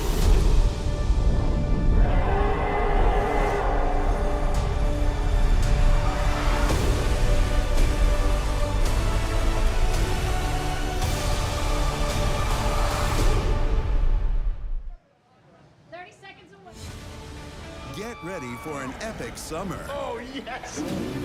See How to Train Your Dragon in theaters. Here it comes! And experience the world of Berk at Universal Orlando's newest theme park, Epic Universe. Beyond anything you've experienced before. How to Train Your Dragon in theaters June 13th. Rated PG. Epic Universe opens May 22nd. Oh my gosh, that looked absolutely incredible. Now, no spoilers, because he's already told us he's seen it. What did you think of the live action film? Incredible. If you're a fan of the original animated, I think you will absolutely love this. Find the biggest, loudest screen possible. Oh, it's a must. Wait. I cannot wait. So as we leave How to Train Your Dragon Isle of Berk, we've actually got a special interview coming to us from the blue carpet. Kirk Cousins is with Showbit. Let's go down to see what they have to say. I'm here with Kirk Cousins, quarterback from the Atlanta Falcons. Welcome, Kirk. Thank you, Shelby. Good to be here. We're having fun tonight. Well, I got to ask you, first and foremost, I'm sure fans and fantasy owners want to know, how's the offseason going? Yeah, it's going well. Get to do fun experiences like this. We spend a lot of time in Orlando in the off-season, so we have fun with the family going to theme parks, and tonight will be no different, but it's been a good off-season. So I am a company man, and I really hope we get to see you on the Super Bowl on NBC in February. There you go. You and me both. That'd be a blast. That'd be a dream. So quarterbacks tend to be the leaders on the field. Is that also your role when it comes to vacationing with the Cousins fam in the theme parks? Yeah, I run a tight ship. We gotta be, efficient in the parks. We gotta have our meals planned out. We gotta maximize the time. I'm trying to get as much done in a day at a theme park as I can do, and they pack them full with so many activities. It's hard to get it all in one day. All right, but you seem to have it all together, so can I come with you next time? Absolutely. You're going to want to. We're going to have a good time. All right, I'm joining the Cousins wear family. That time, okay? I'll wear this in the Florida Best heat. dress. Awesome. So what are you most excited to see tonight in the park? I'm a big fan of How to Train Your Dragon. I love the music. I love the entire storyline. They got the live action coming out. So to go see the Isle of Berk and kind of immerse yourself in that world, I think will be a real thrill for the Cousins family tonight. Well, thank you so much, Kirk, for joining us, and I hope you enjoy your time in Universal Epic Universe. Awesome. We will. We'll have a blast. Thank you. Amazing. Thank you so much, Shobit. Looking snazzy in that suit, as always. Yeah, absolutely. So awesome to get all of these interviews live from the blue carpet. Shobit, I was wondering maybe if you were on an Apple box for that one, because that height difference. I don't know. Maybe we should switch roles. Maybe Shobit should be going into football now. Oh, yeah, Shobit. I bet you could hike a bowl, right? Absolutely. Well, of course, Shobit will be out there all night getting even more interviews. But you know who we haven't heard from lately? Nicole, our social media correspondent. So let's check in with Nicole. Nicole, are we doing another giveaway or what's happening? Little old me, I am doing a giveaway. It's our first one of the night. Real quick, I wanted to read this message from Life with Kat. How can you not boop Toothless's nose? Hard agree, and I feel like that sets us up perfectly. The first giveaway is going to be a bundle of Isle of Berk merch. So keep your eye on the chat. Right after this, I'm going to drop a link to enter. You will have 5 minutes to enter, and then we're going to announce the winner later on. So stay tuned. And if you don't win, don't worry. There's going to be so many giveaways. So guys, keep rocking with me. I'll keep rocking with you. Back to you. Now, while Nicole's keeping you entertained in the chat, like we were saying, Shobit has been out there cranking out those interviews on the blue carpet. People, he is working hard. I'm sure he is sweating. He's talking to some incredible people, and we do have some incredible videos to take a look at. Honestly, I don't know how he's doing it out there. We get to sit nice and comfy here at this table. We do have it a little bit cushier. A little bit cushier. Honestly, we have such a beautiful location that we're sitting in front of as well. I mean, I don't know if you can see the view any behind better us, sitting than in this? Celestial Park on a sunset right behind I know. Helios. Absolutely. It was a little touch and go there for a second because we had, the heat, that Florida heat. Oh, yeah. Down, but now it's sunset. Gorgeous. We've got that golden hour light. You look incredible. Oh, thank you. Yeah, and that golden hour light. You look incredible as well. I would, dare I say, striking. Thank you. We've got a nice breeze going, and I think we are ready to take a look at some of those interviews. Let's do it.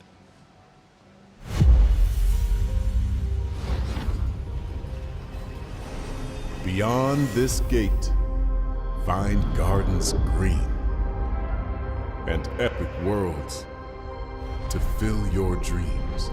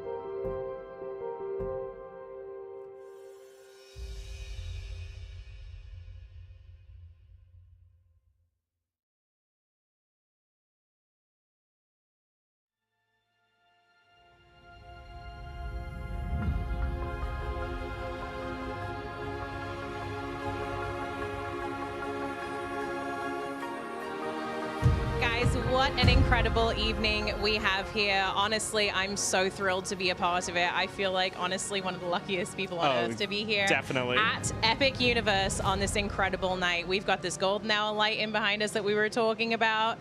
The sun is going down, and you know what? The fun is just getting started. Oh yeah, sooner or later the skies will be filled with some fireworks and maybe some special surprises. Yeah, But guys, you'll so have to make sure you stay tuned. Exactly. Absolutely. And then don't forget, of course, that we are coming back again tomorrow morning at 7:30 a.m. Eastern to welcome our guests as Day well. one. I know, it's going to be very, very exciting. And of course, you all just watched that incredible video about Epic Universe. I'm sure that you've worked up an appetite.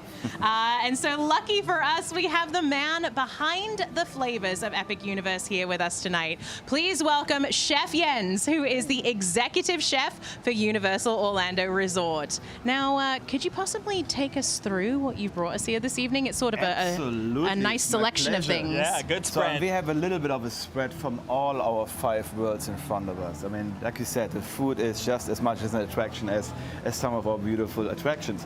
So right in front of you, we have in here, this is from Isle of Berk. Ah, so that's why you stood there, because that's one of his favorites. The mac and cheese cones have gone viral. I mean, our guests truly love it. So this is our PB&J cone. So it's a mac and cheese topped up with a peanut and bacon jam. Oh. Then it has like a green salsa verde over the top. Wow. I mean, just delicious. It's a mouthful, but it just puts a big smile on your face. Yeah. Then right in front, Blue Dragon. So Blue Dragon, Pan-Asian restaurant located in Celestial Park, right here in Epic Universe. I mean, a delight. Really big, bright Pan-Asian flavors. Yeah. This is our Blue Dragon mooncake. So this is a passion fruit cheesecake filled mooncake, and it's surrounded with diced mango and passion fruit. So it sounds fresh. It's so actually fresh. It's fresh, but it's served warm too. So Yeah. we bake it fresh to order. Decadent. So great textures. It looks like art. Like It's I wouldn't want to stunning. eat that. That's so.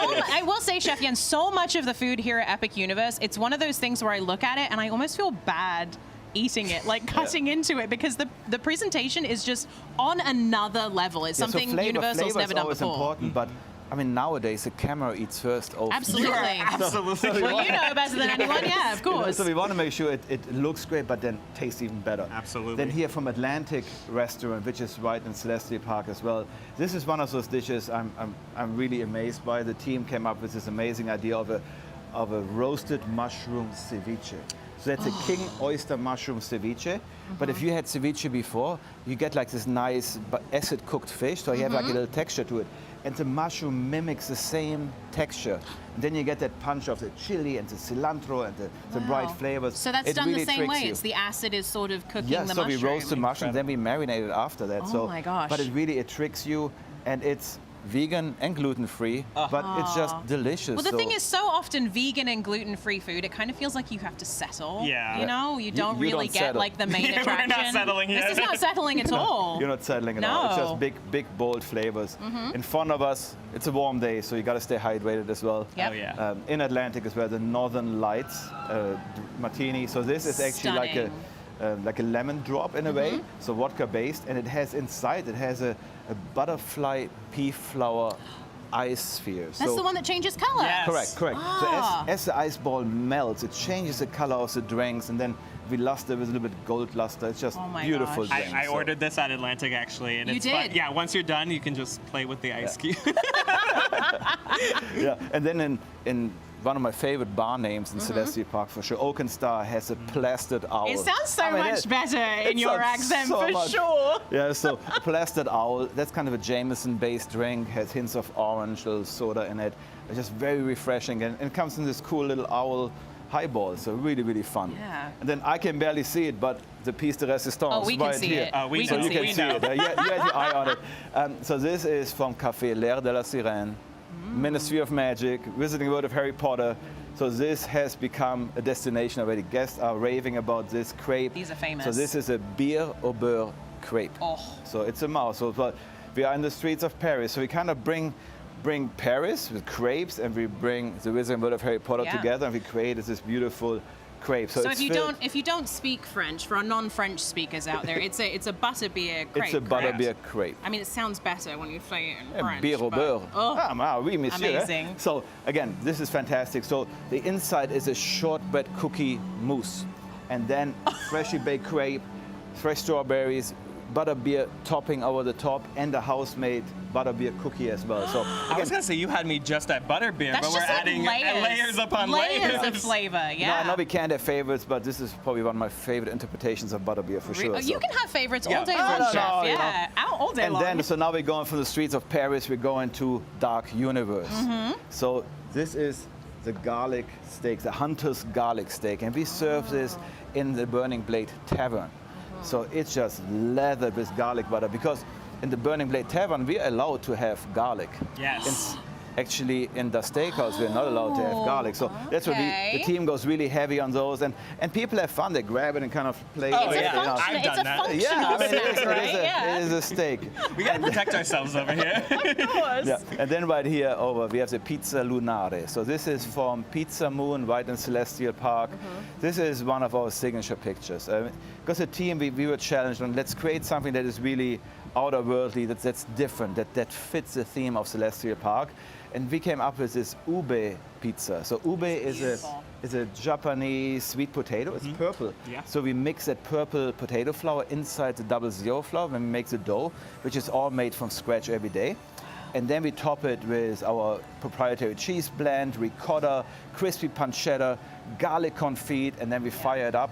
And it gives you a beautiful balance of sweet and savory. Just a great pie. Early in the stream, we were talking about it. I had it. Oh, yeah. One of the best pizza, not exaggerating, one of the best, most interesting pizzas I've ever had. Yeah, Shobit was singing high praises of Pizza Moon as well. He's from New York, so you know Wow, New okay. Yorkers don't play about their pizza. And he said that the pizza from Pizza Moon was some of the best he's ever tasted. I don't know if you guys can see this. There are some fat pieces of bacon on this as well. Yeah, so it's nice pancetta. We crisp it up, and even that fat that renders into the pie. So it's just loaded with flavor. Chef, you're kidding me. Ooh, you know, it's round. It's 0 calories. True. Yes. And then over here we have from the Isle of Berk, we have a yak nog. So this is a non-alcoholic drink, and it comes in this cute little barrel cup, and it's a malted chocolate milk in a way. Oh. Yeah, we top it. Perfect for the kids. Absolutely. While the adults may partake in a mead. Perhaps, yeah, you know. Exactly, yeah. So, I mean, it's just, again, we have a plethora of options. This only scratches the surface. Because we have well over 100 new menu items in just Epic Universe. Again, like I said, the team did a fantastic job. And what we're trying to do is, really, I mean, the creative team builds those beautiful worlds. Yes. And so when we develop the food programming, we want to make sure we can amplify the storytelling. We can really be part of that story, be immersive, and just exceed our guests' expectations. And I'm very, very proud of the team, what we accomplished. Yeah, like what you were saying, it really does sort of move the story along in each of these portals. I mean, honestly, I know we're going to talk about it so much this evening, but everything in these portals is just so immersive. Yeah. Once you step through the portal, that's it. That's where you are. You are in that world. Whether you're riding a ride, seeing a show, or eating the food. Yeah. Full immersion. Absolutely. And I want to say more than any other park, I mean, this is just my opinion, of course, my hot take, but more than any other park that Universal has had before, I think that the food is such a central part of the experience of Epic Universe. I mean, we've even heard people saying, like, people will come here just to eat the food. So, I mean, what does it feel like to hear these things after you've created these menus? What's it like to tell stories with all of this food, really? How do you start with that? I mean, first of all, we are humbled. And we are humbled by the guest reactions, because that's the biggest compliment we can get. We as a team, if we see our guests, our families, influencers, really enjoying our food and talking about it, I mean, that makes us just happy. And I think if we're successful with amplifying that storytelling, that's a huge compliment.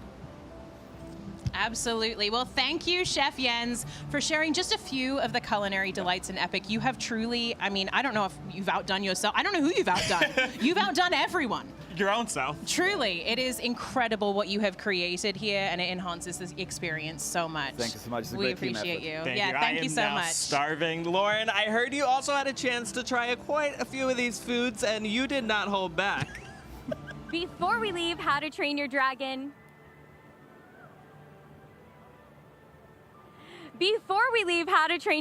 Isle of Berk, we have a special interview for you straight from the blue carpet.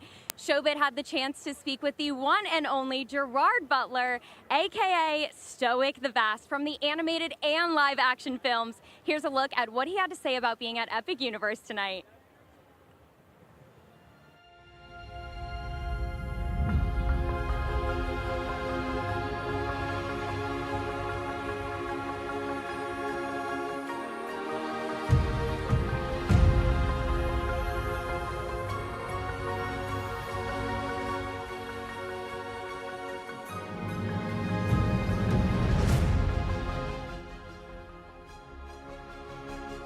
Welcome Gerard Butler, who plays Stoic the Vast in the How to Train Your Dragon films, all of them. And we have Dean Dubois, writer, director, producer of all of the How to Train Your Dragon films, the animated, the live action. How did it feel to walk into Isle of Berk for the very first time, seeing the screen brought to life?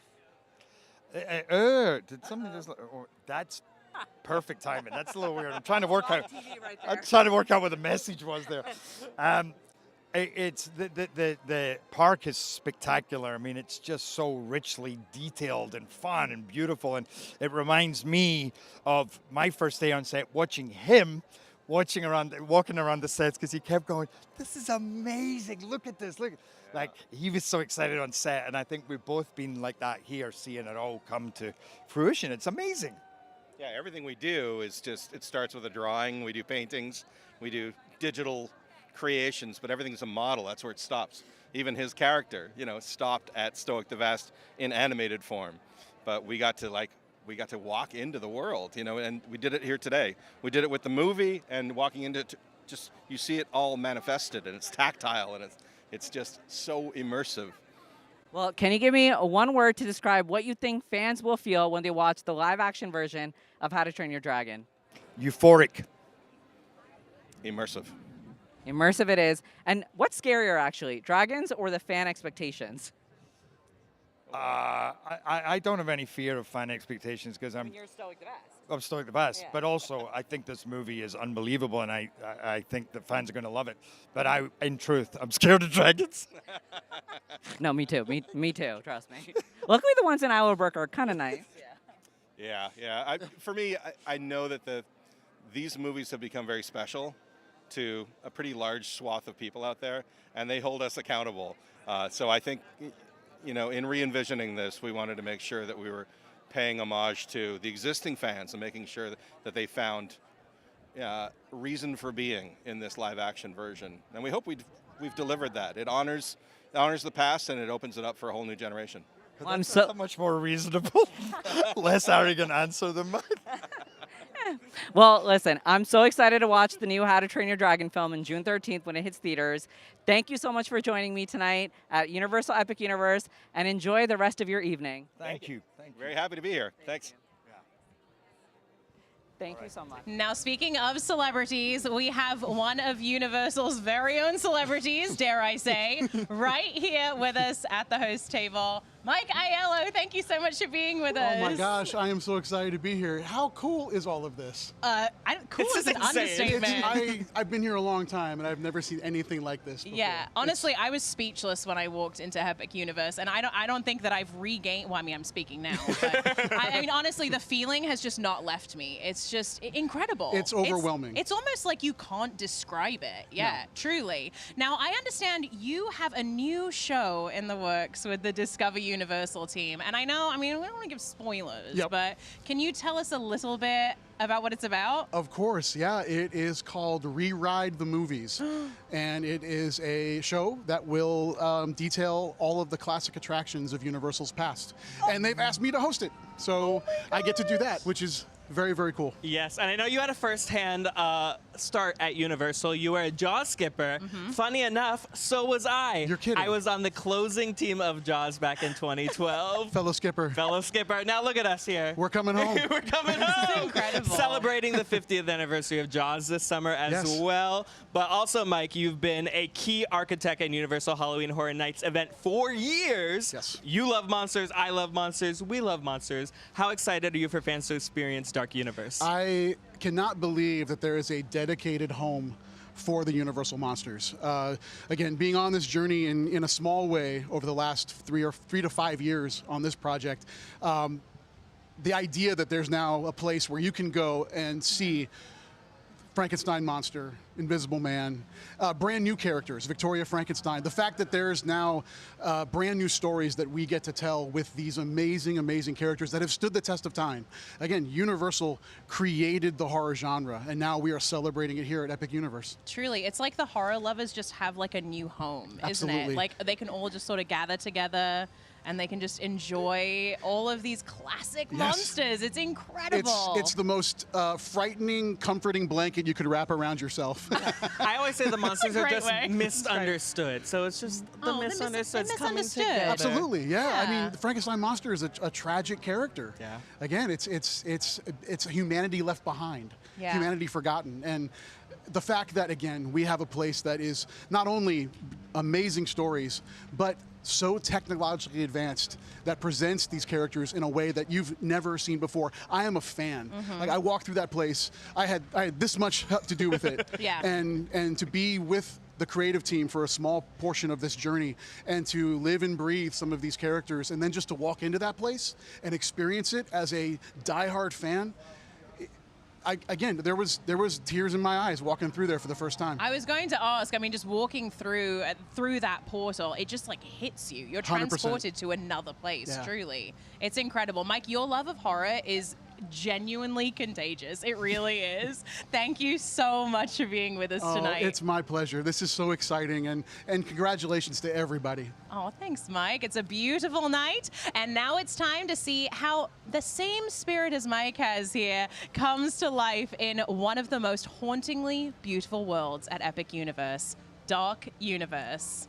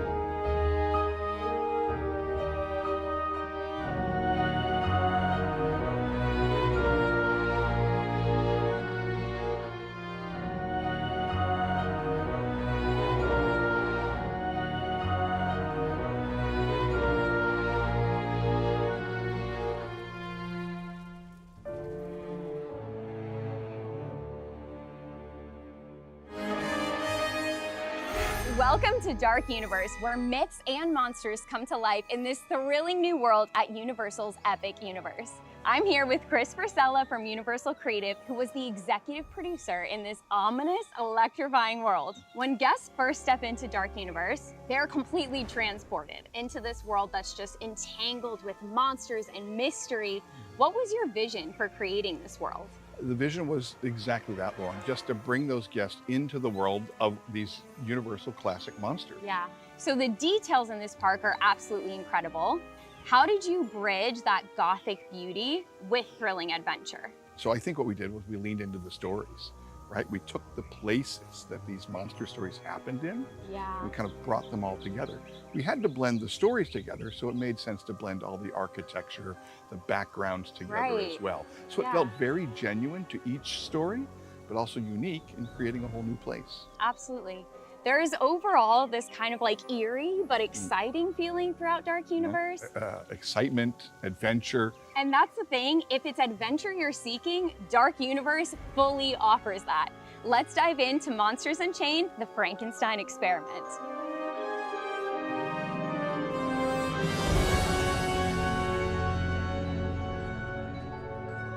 Chris, this ride is absolutely wild. What makes this one a standout attraction? How close we bring our guests to the action. We put you right in the middle of it, and the monsters are in your face.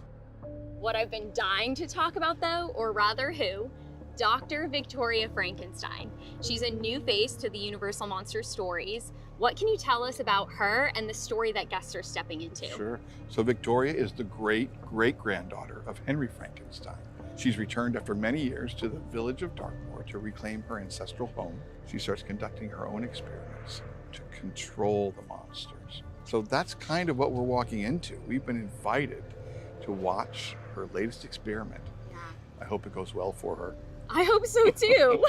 This entire attraction to me feels like a modern day love letter to Universal Monsters. How did you go about bridging kind of that classic horror that we all know and love with this new bold storytelling? So first of all, you're absolutely right, Lauren. It is a love letter. This was a passion project. Yeah. And we love these monsters. So we based the entire story on those Universal Classic monsters. Those were the foundation, the DNA of everything we created. We wanted to make sure that we really paid respect while giving our guests something new and fresh. And I do feel that you are fully delivering on that. But also beyond the thrills that we get here at Dark Universe, this village is filled with legends, okay? Let's take a closer look at Darkmoor Village. Chris, the village is filled with character and characters. How did you design a space where guests could come face to face with legends like Frankenstein's Bride and Igor? The design team wanted to produce a place that felt right for each one of these characters. So we really had to think about who we were presenting to our guests and creating an environment that felt correct for that character. I think it's really a huge part of what helps bring Darkmoor Village to life. I personally hear that every monster encounter is a little unpredictable. So what can guests expect when they meet these famous faces? I think what they can expect is the unexpected, but a genuine interaction with an iconic Universal monster. It goes from the slightly unhinged to kind of, friendly and warm. Yeah, I absolutely love that. There's a real sense of storytelling here around every corner. How important was it for you to take this entire village and make it all a part of the guest experience? It was extremely important. The village, the whole world, is a character in itself. It gives our guests a sense of place. It immerses them in this world. We have a storyteller. He or she plays the violin, and they relate to our guests those classic Universal monster stories. We want them to believe that they're in a world where the scientists are mad and the monsters are real. Well, beyond the thrills and chills, Dark Universe also offers unforgettable shopping, dining, and atmosphere.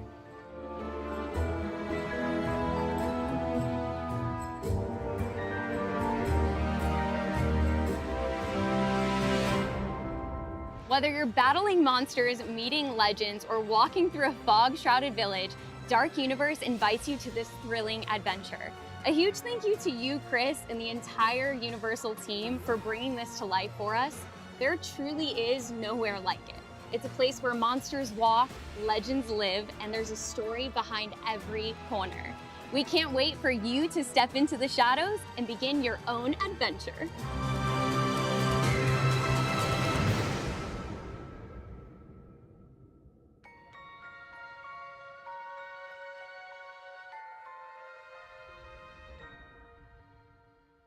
Look at Dark Universe, and joining us now, oh my gosh, is Chris Versella himself. Welcome to the live stream, Chris. Thank you for having me. Thank you so much for being here. Amazing, Chris. Now, you've been hands-on with so many elements across Dark Universe. How does it feel tonight? Dark Universe feels like a love letter to classic monsters movies, but it also feels brand new. Yep. How did your team strike the balance between nostalgia and reinvention? Every part of Darkmoor seems to whisper its own story. So what's the process like creating the Dark Universe? Sure. So, first of all, it takes hundreds of people to put this together. But we started with the classics. And we wanted to respect those classic monster stories, right? Because those are the DNA of Darkmoor. Absolutely. Darkmoor is a place where all of those classic monster stories can live together. So that was where we started. And then from there, we could establish a new storyline. We didn't want to disrespect any of those previous stories. There are so many die-hard fans who want to respect that. Absolutely. So use this as our base. But here we are in this alternate universe that is a world of monsters and mad scientists.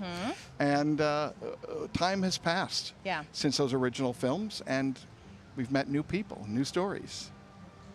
So you get a little bit of creative license to do something new there. Absolutely. It opens it up to the stories that we've told, and also so many more. So there's room, in the future to grow the Dark Universe if we should choose to do so. Oh, you heard it. You heard it here. Was that an exclusive scoop? I'm just saying that there's room. That's all. There's no tip of the hand here. I was just saying to Chris before we went live that walking through the portal, one of the first things that struck me, I kind of expected it to be a little bit more like Universal's other Halloween experiences with jump scares and the lighting, and it is creating a mood in its own way. But it's not like this at all. Like, it is just hauntingly beautiful. It's stunning. You walk through, it is beautiful. The architecture, the landscaping. I mean, the landscaping really struck me when I walked through the portal for Dark Universe. It was sort of the first time that it clicked in my brain that the landscaping was entirely different in this world. Sure. And then it made me sort of realize it for the other portals that I went into as well. So, I mean, what goes into that kind of decision making? Just creating that environment where you're really putting people in a position where it's like they're in a film themselves. Absolutely. We want to make sure that we're creating a 360-degree environment for these guests so that they feel like they are in a real place where these monsters live, where they're from. Yeah. It's not a land about the monsters, it is where they're from. And so decisions like landscaping, right? We wanted to make sure it's easy in a resort for things to look very manicured. And this could not look manicured. It had to look wild and unruly. Yeah. Architecture. The team spent, hundreds of hours scouring the world, looking at pictures of real-world architecture that we could then blend into the actual final product of the Village of Darkmoor, the Frankenstein Manor, all of those facades that we've created. Yeah, no one is really like popping out at you, right? No. I was a little bit worried about that. Well, if you enter the manor, but if you're just wandering around Darkmoor, I think you're pretty good. Because I'm a big scaredy cat, so I was a little bit worried about those jump scares, but it's like they're just existing in the world. Right. We needed to make sure, too, that we had something to offer for everyone. I mean, our guests come here and they're 2 to 90, right? And we want to make sure that we have something for each one of those guests. So in every one of our, like in our restaurants, in our retail, in the attractions, there's something for everybody. Yeah, absolutely. I think anyone who visits Dark Universe and Darkmoor, if you go in during the daytime, please come back at night. It is a total different experience as well. I haven't seen it at night. Oh, stunning. I did think when I walked in, I looked at it and I went, I feel like this is like a nighttime area. Oh, absolutely. But I think I might be too scared, honestly. It is difficult to create something that is a little bit, makes you feel uneasy in the bright Florida sunshine. So that's why we really leaned in heavy into things like the architecture and the plantings to create a space that gave you that sense of unease. But you're absolutely right. At night, the lighting changes everything. The shadows get a little deeper. The music changes. And it takes on a more edgier tone. I love that. So it's definitely a different place at night. Well, what you and your team have created is truly incredible. It really is. Thank you so much for being here with us tonight, Chris. You bet. Now, you've seen guests reacting to Dark Universe in real time during the previews. What's something that really struck with you? Have you seen a guest walk in and have a reaction that you were just like, that's it, right there. That's why we do this. Sure. In some of these early previews, I've watched guests come in and just, clutch their face or, right, they're just, I think that they are blown away by the fact that we've created a full immersive space that is where these creatures come from. Absolutely. And speaking of creatures, there is a master of creating creatures, and I'm sure we're all familiar with his name. We do have an interview with the legendary Rick Baker, horror makeup legend. So let's go to that. I'm here with Rick Baker and his family. As you can tell, I have joined the fam, the Baker fam. So, Rick, you have brought iconic creatures to life on the big screen. What excites you about seeing them come to life here in Universal Epic Universe? Well, first of all, the Universal Monster movies were what made me become the Rick Baker that I am. I grew up watching those films. I decided that's what I wanted to do for a living.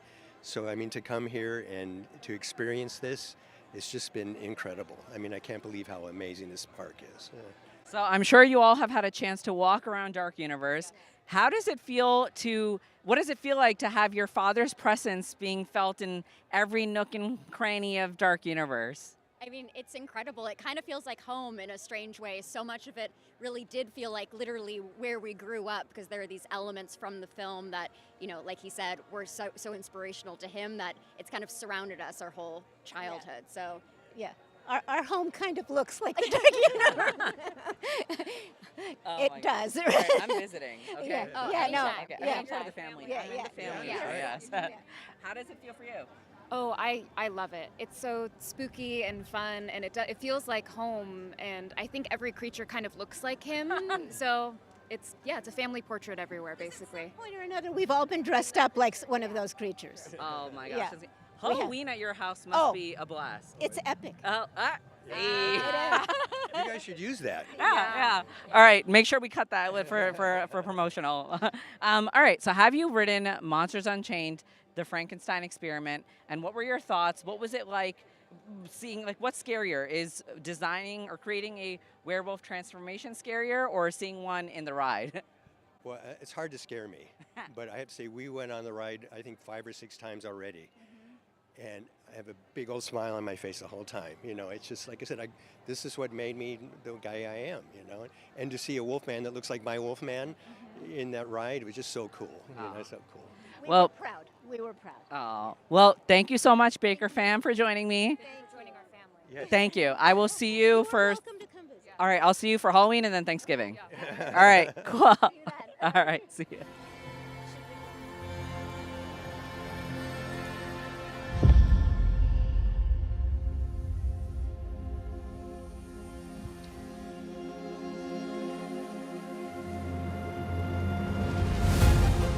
Now, one of the very spooky and special things you can do in Dark Universe when you visit is the Darkmoor Monster Makeup Experience, which these two might know a little something about, but we'll get to that later. Oh, yeah. And we actually sent Nicole, our social media correspondent, to do just that. Nicole, rumor is you love the classic monster. So, like, are you ready for this?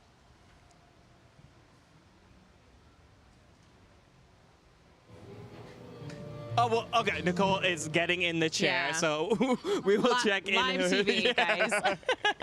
But Lauren, Nicole does love our classic monsters, and we're going to do Yes. something with that a little bit later. But I mean, come on, this is like the elephant in the room here. We got to talk about. I think we're going to go to Nicole. We just said that we're ready. Sorry, guys. Nicole, are you there? All good. Nicole? Buzzing in. Oh, she's in the chair. She is in the chair and she's getting ready. Hey guys, hey, I'm here in the Darkmoor Monster Makeup Experience and I'm so excited. I love all things monsters and makeup. One of my favorite movies ever is The Thing, top 4 if you know, you know, and I think that's just a perfect example of how makeup and practical effects can make a horror movie just next level. So to say I'm excited to become a thing of my own, big understatement. A little nervous about what the chat is going to pick. It sounds like that's the plan, to have you guys vote on something. And you guys have been really nice to me in the chat so far. So please choose wisely. Choose something that makes me look good. That's incredible. We're so excited to see what's going to happen to Nicole. But right now, let's get to it. Come on. We've got 2 legends sitting here with us. We have to talk to them. Joining us to get this makeup party started are 2 guests whose work has brought some of the most memorable characters to life on screen. Please welcome Erin and Michael McCash. Emmy Award-winning makeup. I'm not done. Sorry, You've got a whole intro. titles okay? to go through. Sorry. Emmy Award-winning makeup effects artists and masters of transformation.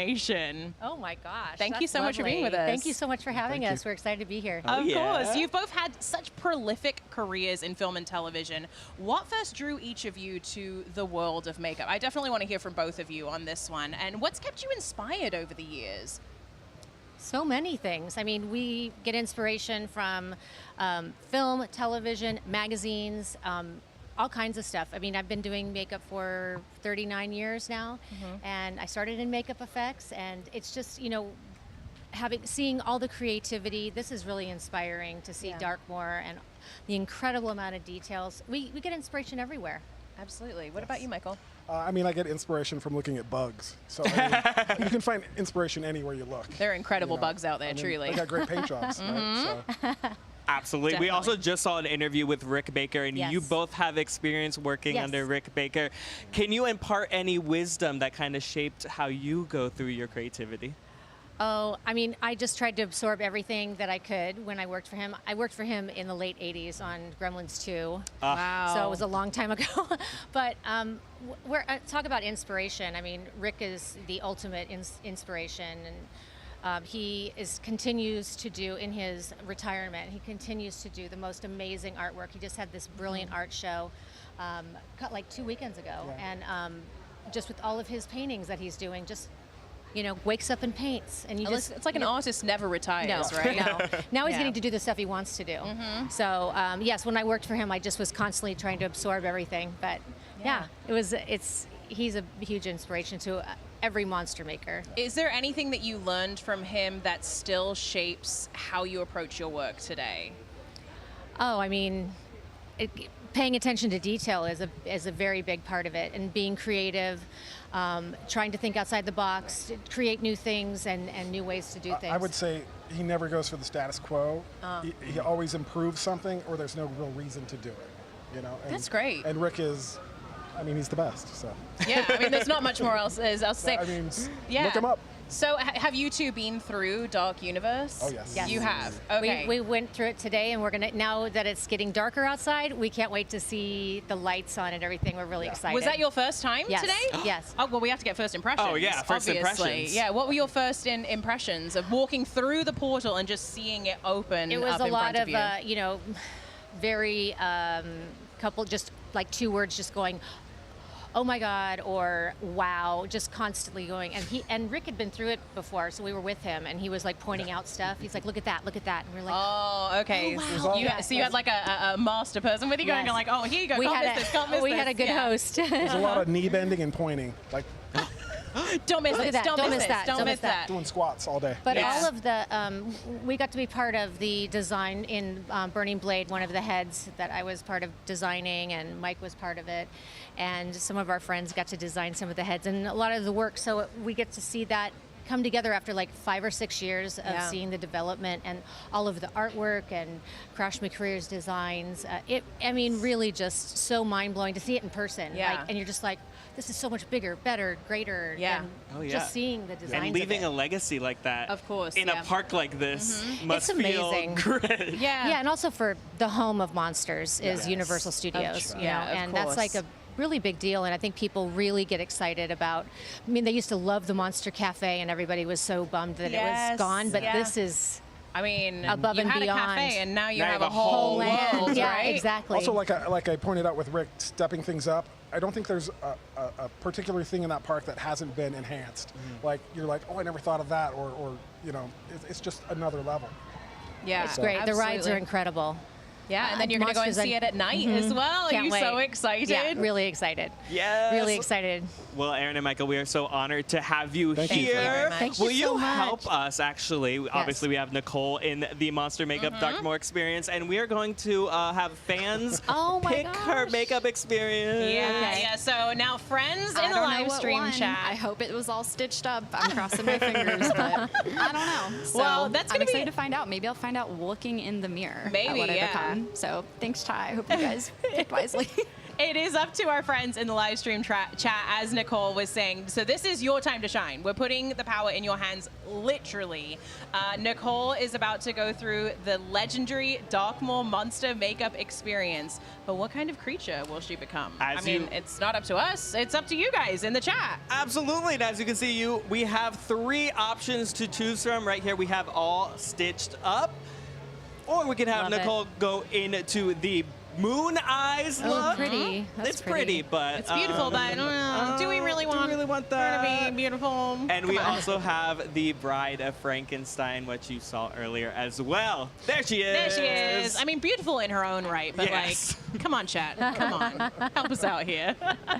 Now, voting is happening right now in the chat. Just cast your vote in the poll. Whichever one gets the most love, that's the monster Nicole's the going to transform stitches. into Which tonight. one did you guys You like like? all stitched Ooh. up? I like all Actually, stitched that's up. my Stitched up, favorite too. too. Yeah. So okay, so choose- not to sway the chat or no, anything, not to sway but the chat. swaying. The No moons are prizes. pretty. legendary makeup artists here choosing They're all stitched beautiful, up. but I Come really on. like. I love the green and the stitches. Yeah, Yes, but gorgeous. again, it is up to you out there in the chat, so choose wisely or mischievously, and we'll reveal the winning look a little later in the show. Trust us, it is going to be epic. Aaron, what is it about monster makeup like that tells a story? Why do people love it so much?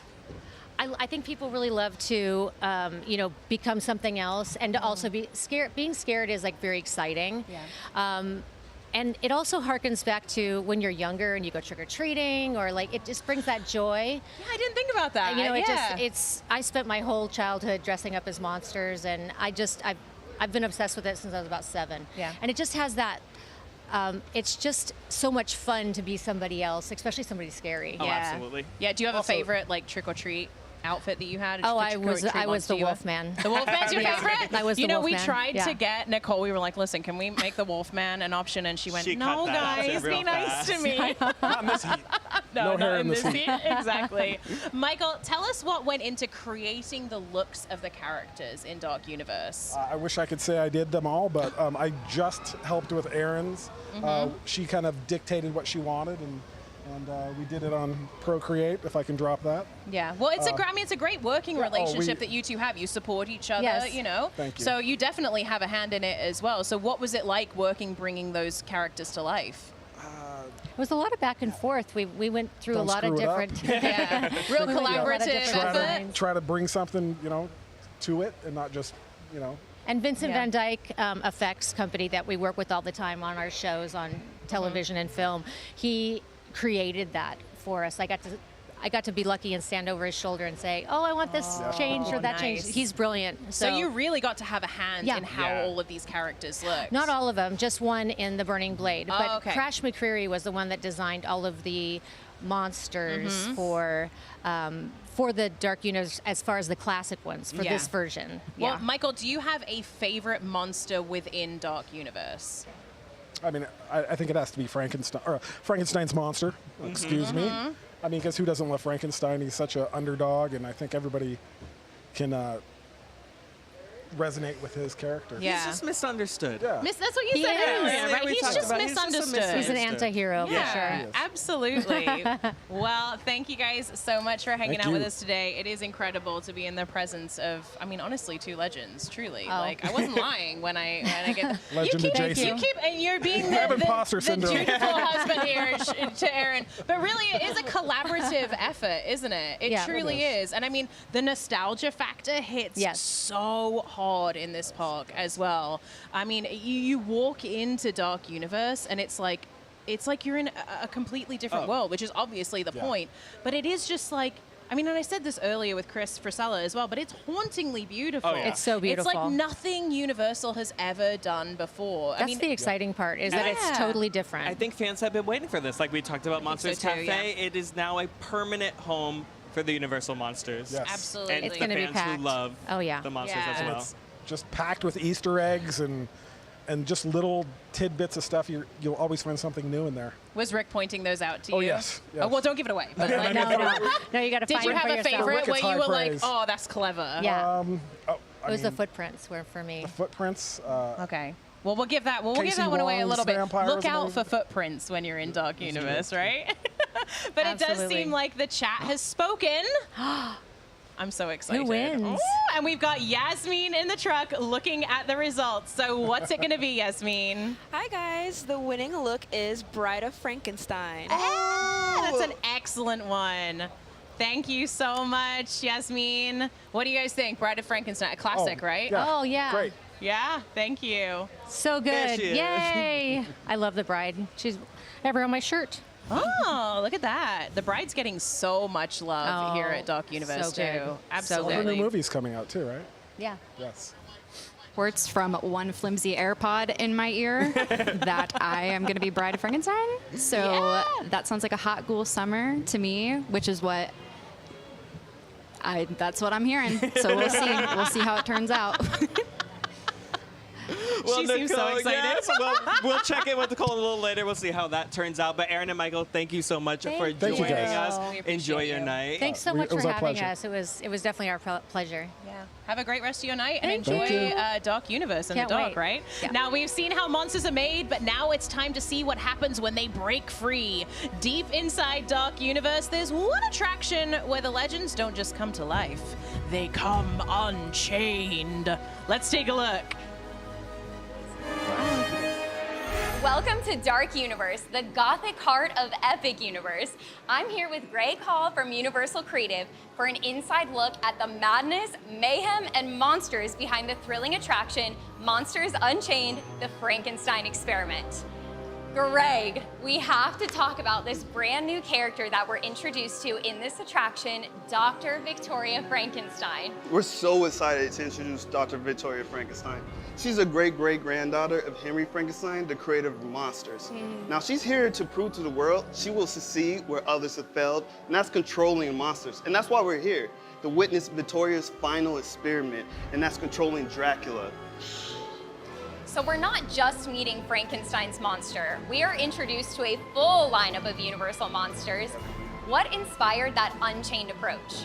I've never worked on a single project that's more universal than this ride right here. So we had to introduce this interesting catalog of amazing creatures to our guests. It's not just an attraction you go through a line and you enter. It's a complete transformation of the guests entering a new world. Because we started to see some of Victoria's experiments and some hints to what's going to happen to them on the attraction, how strong the monsters are, and the mysteriousness of some of the monsters. It's the most advanced queue that we've ever made, ever, since I've been here for 16 years. So the way the characters interact with the guests, the way they talk, the way they move is so lifelike. You'll never see it anywhere else. How did your team build suspense before guests even get on the ride? We packed so much information into this queue. There's a lot of psychology to this. We know you can't scare most people more than they can scare themselves. So we have to give them that ability to think about different elements. We actually met with real morticians to be as realistic as possible on all this information. So there's a lot of data that's true, realistic, and authentic, and that's what we want to give to the guests. That actually gave me chills. I love talking about this. So let's just dive in. Right. Let's fully talk about the monsters. It's what we all want to know. Yeah. How did you go about choosing which iconic creatures actually made it into the attraction? Oh, there's so many to choose from. And we want to make sure that we pick the most iconic that guests could relate to. And at the same time, we want to pick the coolest we could think of. Of course. Was there a particular monster that was especially fun or maybe even challenging to bring to life? We have monsters in the attraction that are flying. Dracula's literally levitating in front of our guests. We have walking figures in our attraction, and we never had this humanoid figure at this scale walk. So that was awesome as well. It was always a challenge, but at the same time, it doesn't feel like a challenge when you're having fun. Okay, Greg, no spoilers, but what can guests expect once the chaos begins? We like to call it multi-sensory storytelling. We've implemented new technology, even in our ride vehicle, that creates a sensation of touch. There's maneuvers that we've nailed and perfected. You think you understand what's going to happen to you, and then there's a complete new surprise once you interact with a new monster. The guests are never going to know what's going to happen to them, and it's awesome. That is awesome. For fans of Universal Monsters and thrill rides, how does this blend both of those experiences together? We broke it down to 3 tenets, and that's legacy, mystery, and thrill. Legacy being the Universal Pictures legacy. We wouldn't be here without these iconic films and the success of them. So we want to make sure that when we're designing every element, it connects to the legacy or there's a hint to it so it feels authentic. Now, mystery, we wanted to make sure that it had the same feeling as what happens in the films. That, there's a moment of, what's going to happen to us, what's next, anticipate. And then there's thrill. You have to have monsters in your monster ride, and we have a lot of them, and the lineup's insane. Thank you again to Greg Hall for sharing the science, the storytelling, and the secrets behind Monsters Unchained. Get ready to step inside the lab, dodge the mayhem, and face the monsters. All inside Monsters Unchained, the Frankenstein experiment.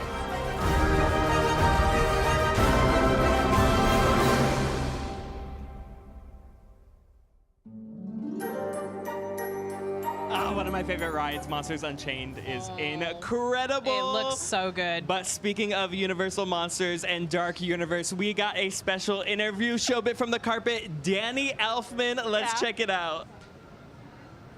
Here with Danny Elfman, legendary music composer of Beetlejuice, The Wolfman, Men in Black, and of course, the theme song for The Simpsons, which we love hearing over in Universal Studios Florida. But this, this is the first time you've composed music for a world, Dark Universe. That's right. What was that process like, and how different was that? Well, it was just really fun because I love being part of a long process. It's like when I was making an animated film with Tim Burton or something, it was a 2-year process as opposed to just coming in and writing for a couple of months. And this was like 2 years. And I just loved the team. They were great. And what's so exciting is seeing first like drawings then better drawings, and then 2D renderings of like all the motion and everything, and then more rough. It's still rough, but it's getting better and better. And then coming here today and go, oh, that's exactly what I was being described, and there it is for real. And it's just very exciting being a part of it. I mean, it's so exciting because Dark Universe really draws from Universal's iconic monster legacy. Did you revisit those films too? Yeah, it's like I don't even need to. It's so much a part of my DNA. I mean, I can't even explain Frankenstein, Dracula, the Wolfman. This is part of my, it's in my blood. Oh, pun intended for Dark Universe? Exactly. But no, seriously, I mean, I really did. I was a monster kid. And I don't know how to explain it other than I lived for monster movies, and I lived for the magazine called Famous Monsters of Filmland, which would have the covers of, Boris Karloff as Frankenstein and Bela Lugosi and different things, and these covers were all over my walls. It was like, it's what I grew up with. I still have them all in a rack in my. Such a full circle moment. I mean, the vinyl soundtrack for Dark Universe is flying off the shelves. I gotta ask, do you have a copy or two that I could keep? Yes. All right, we'll talk. Stashed one away. All right, I gotta go. We'll be back later. All right. Thank you so much for being here, Danny. Now, from the legends of horror to giants of prehistory, both Dark Universe and Jurassic World are part of Universal Pictures' storytelling legacy. And now it's time for another creature feature. I'm so excited. Here is a look at a brand new trailer for Jurassic World Rebirth coming to theaters this summer.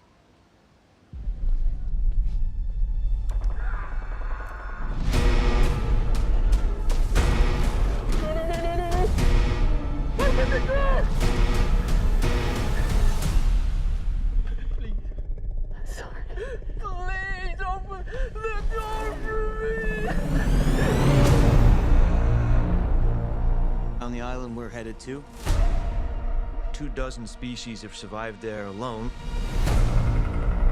The theme park owners did experimental work, leaving only the worst ones here.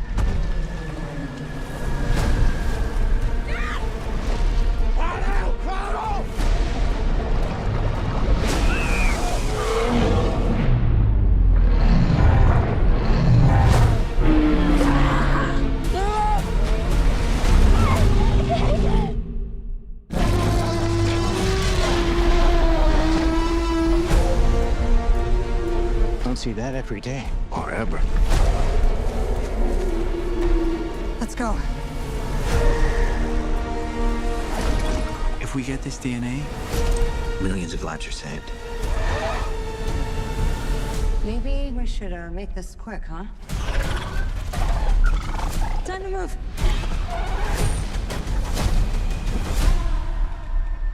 We put ourselves in a place where we don't belong. Survival is a long shot. That's kind of our specialty. She's scared. She's scared of. Come on, run!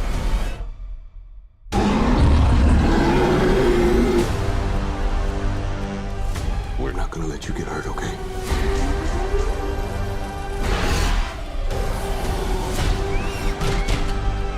Hey! Then was the source. We found it? No, it found us.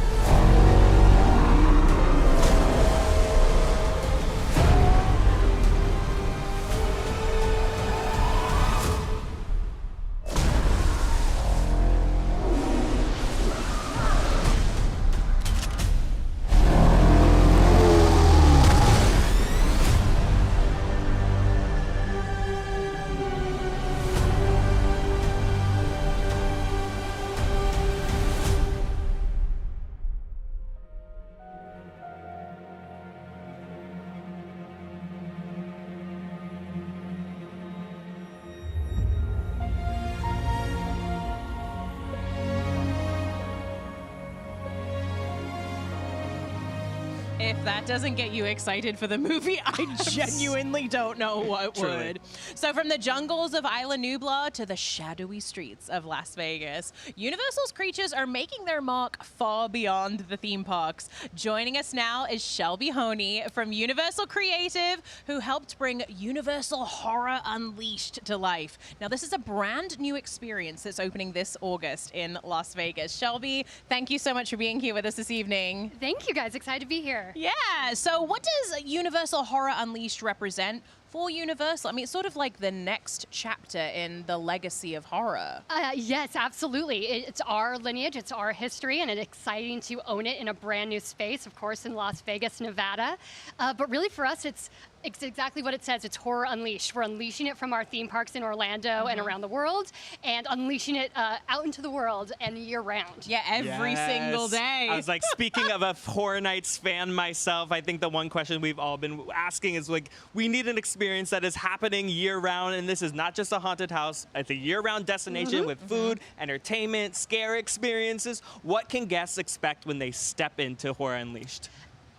The same, honestly, the bar here that's been raised, you can expect that absolutely in Las Vegas, where it is complete and total immersion in the living stories and terrifying screams of the nightmares we've dreamed up. Oh, Las Vegas, I feel like, is kind of the perfect place for this sort of experience. So what does it mean for Universal, I mean, to really expand beyond the theme parks?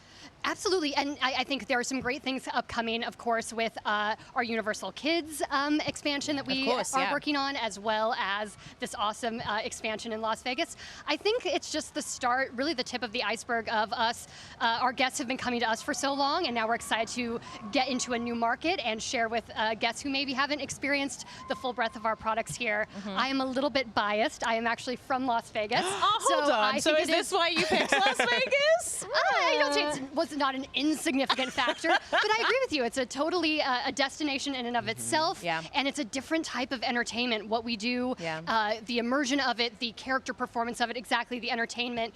It's exactly what I think Las Vegas needs right now. Listen, I'm not disappointed as a LA local. I'm excited for a year-round horror experience to be semi-close to me.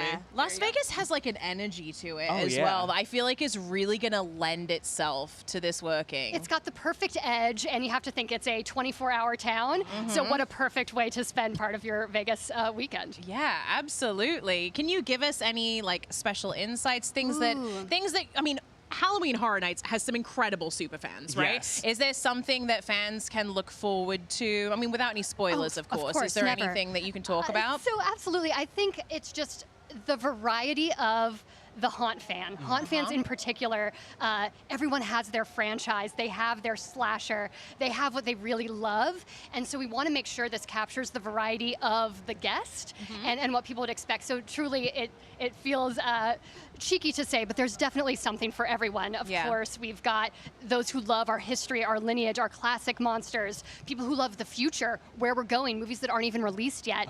We are going to be able to activate and bring those nightmares to life. Yeah, wow. And our guests getting to experience this with sort of the atmosphere of Halloween Horror Nights as well, like all the lighting effects and I mean, everything makes it, I mean, I'm sure it's going to be insane. It's exactly, it is the things that we know guests love. They love the world-class spectacle. They love the social scare is sort of how we talk about it internally, this thing that happens where maybe we weren't friends when we were in line, but we're going to be clobbered together, getting our way Once you go through that experience of screaming together. I have fully grabbed hold of someone in front of me and buried my face in the back of this person's t-shirt. And that was probably me, because I'm usually the person, I'm usually the back they go to. And so we walked all through the haunted house. We got out and I literally went, I'm so sorry. Pleasure to meet you. My name's Layla. Thank you for allowing me to use you as a shield, a human shield. So imagine being with, like, again, you're going to make friends with effectively everyone who's in this awesome some experience with you. So you've got the 4 immersive haunted houses. You've also got the incredible entertainment program, the atmosphere, the incredible food and beverage that you'd expect. So no, I think it's just going to be the perfect experience and a must visit in Las Vegas. Speaking of incredible experiences, Yes. I think it's time for us to check in on Nicole. We have our social media correspondent getting made up as the Bride of Frankenstein as chosen by the live stream chat. It Let's is look happening. at her. All right, so this is like the base coat going on. She's got Yes. some, oh my God, look at, she's snatched with that contour as well. I can't wait for the stitches to go on. Very nice, yeah. Look at that. And relaxed. She looks very... She does look like she's having a bit of a spa It experience. is. I was like, I'd like to join her in that. I know. Yeah, Shelby, thank you so much. It was such a pleasure chatting with you. Horror Unleashed so soon as well. Can't wait to check it out. Now let's take a look at this video of what you can expect for Horror Unleashed Las Vegas.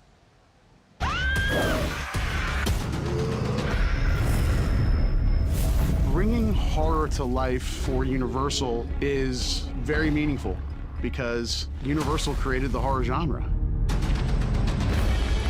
Universal Horror Unleashed is a brand new immersive experience. This is a test of courage. This is a place you want to go with your friends to show them that you are strong enough to face your fears and live to tell about it afterwards.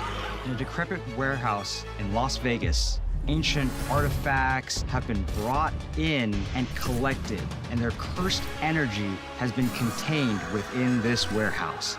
It is going to provide 4 amazing immersive haunted houses that put you right in the middle of iconic and terrifying scenes. We're also going to have really unique, cutting-edge entertainment, retail, dining experiences. When fans walk through the front door of Universal Horror Unleashed in Las Vegas, they're going to enter a new world unlike anything they've ever seen before. It's going to be exactly what you want it to be. As a fan of horror, or even as a casual fan of horror, or just looking to have a good time out in Vegas. This really is the place where horror comes to live year-round. When you step foot inside this building, you're going to have the most immersive, most horrifying experience of your entire life.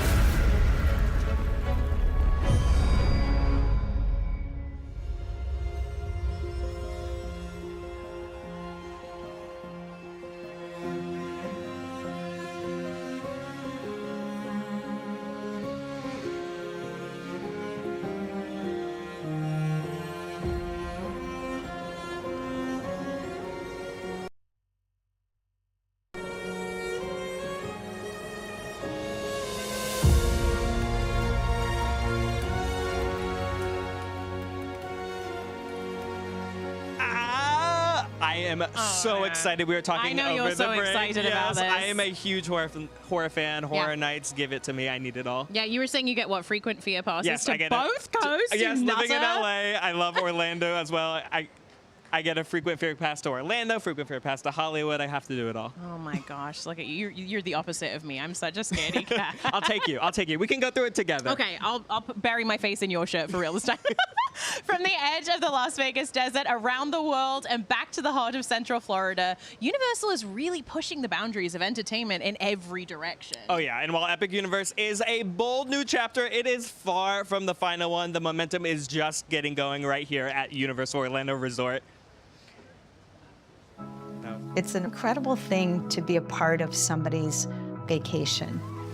In so many ways, our parks and our resorts are just such a natural way to get people to feel a deep sense of connection.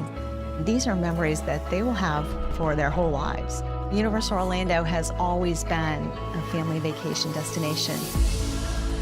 Over the past 35 years, we've grown to a fully developed, integrated resort destination comprised of multiple theme parks, hotels, city walk, everything you can possibly imagine to spend your entire week to create a full vacation destination. Epic Universe is going to be a game changer in terms of how much time that people are going to want to spend here, where they don't have to think about anything, but they get to feel everything. Epic Universe is a whole new kind of theme park. We're creating these 5 immersive worlds. And each one of them an amazing, compelling storytelling experience. It's not just opening Epic. The entire resort has something new. 4 theme parks, 11 hotels. Everything is there for you. It's taking the things that we've done particularly well and making them even better, and then introducing new stories, new technology. We push every boundary possible. You can be transported to a place that you've only dreamed. We're fired up by change. We thrive on change. And by going to Universal Orlando Resort, you get the total experience.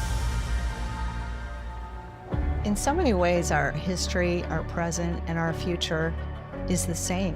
What we're always striving for is making people feel something very human and very connected, whether it's fear or joy or awe. We want to give that to them. There are already so many things in the works now. We have a slate of new attractions that were already in development for every one of our parks. We're already planning for the next thing at Epic. It fits with our ethos of making the next thing we do better than the last thing we did. This park, which has for years been ours, and then all of a sudden the park is open and it's not our park anymore. There is such joy that something you have wished for your whole life or only dreamed of actually becomes a reality. We are bigger and better than we've ever been before. Even though Epic feels a little bit like a finale, it really isn't. There's so much more to do and so many more stories to tell.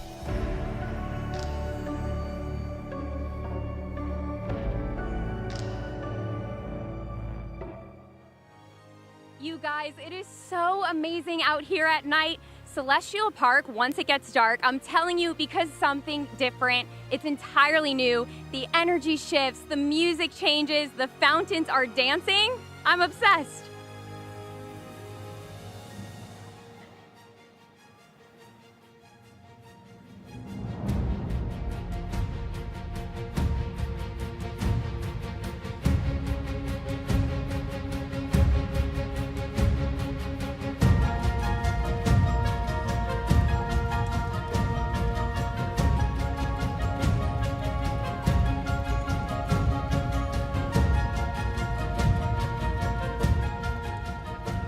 Stunning. I know, it's We so talked about it all striking. night, but the park literally transforms into a whole new park at night. A completely new experience, isn't it? The lights change, the music changes. I mean, the fountains, it just looks ethereal. Yes. Doesn't it? Not only in Celestial Park, but in How to Train Your Dragon Isle of Berk, Dark Universe, Super Nintendo World. The lighting Yeah. packages for all these worlds are incredible. Yeah, this truly is a park that I feel like it is almost an entirely different experience at night. You almost need to visit during the day and at night, or stay through the night, you know? Because sometimes the weather is a little better too. Sometimes There's the weather a nice, is a little bit more cool forgiving. night breeze, Yeah, yes. absolutely.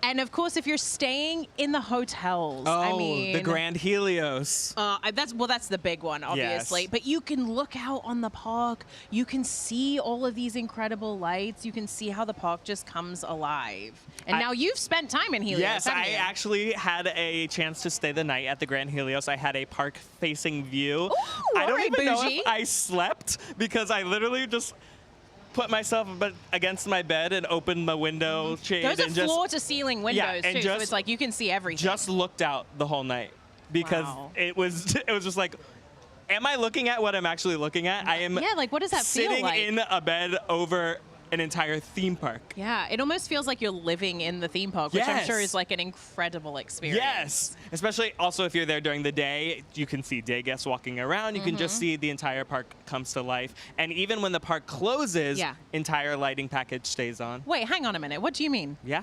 Are it you stays serious? until about midnight. The park Okay. does has to go to bed after all a right, little bit. I thought it just stayed on, and then they were like, well, it's morning now. Here we go.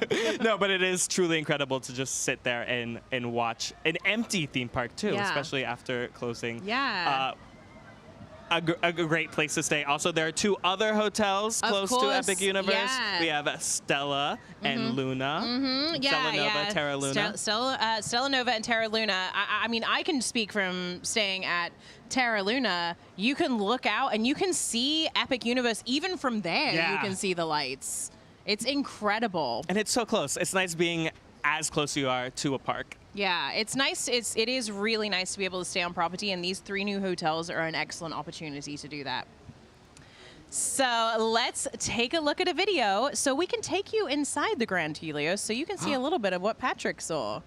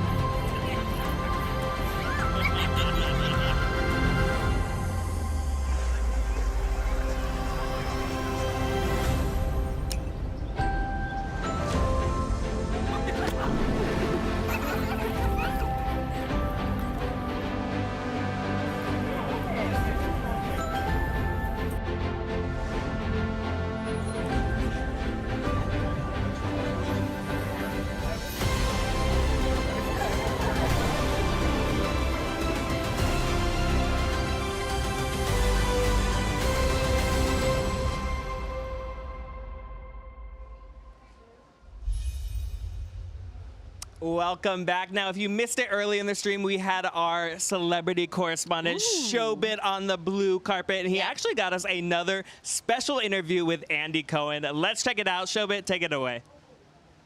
I'm here with the icon, Andy Cohen. Bravo, Real Housewives fame. You've done it all. You're the face of Bravo. I haven't written the rides at Epic Adventure yet. Oh, all right. I'm excited. Oh my gosh, I'm excited for you. And I know you went on a recent family vacay with Anderson Cooper. Yes, I did. And you learned a lot. And are your kids here right now? And like, what's it like going on a vacation with Anderson Cooper? That's another story. It's good. I know his moods. We travel very well together, as it turns out. But we had a great time at Universal, and we didn't get to see Epic Universe. So I'm so excited. It was like here taunting us from afar, and this was only 3 weeks ago. So I'm so excited to see what awaits. Are you excited? What are you most excited for? You know what? Harry Potter, and I think that's my #1 right now. All right, so we'll wrap this up so that Andy Cohen can go ride the Battle at the Ministry. Thanks so much for joining me, Andy. Thanks. Great to see you. Good to see you.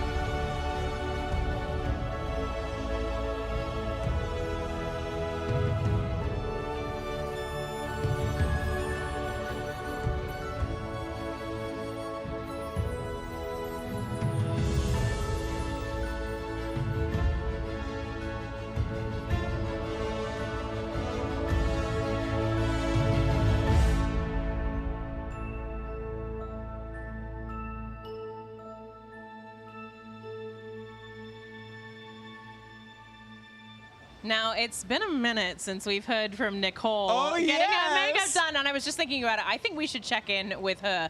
Last we saw her, she looked like she was having a luxurious spa experience. The black lip is here going it goes. on. I mean, honestly, the iconic black lip. She looks incredible. Yes, if you missed it, we had fans vote on Nicole's makeup, Darkmoor horror makeup experience, and you have chosen The Bride.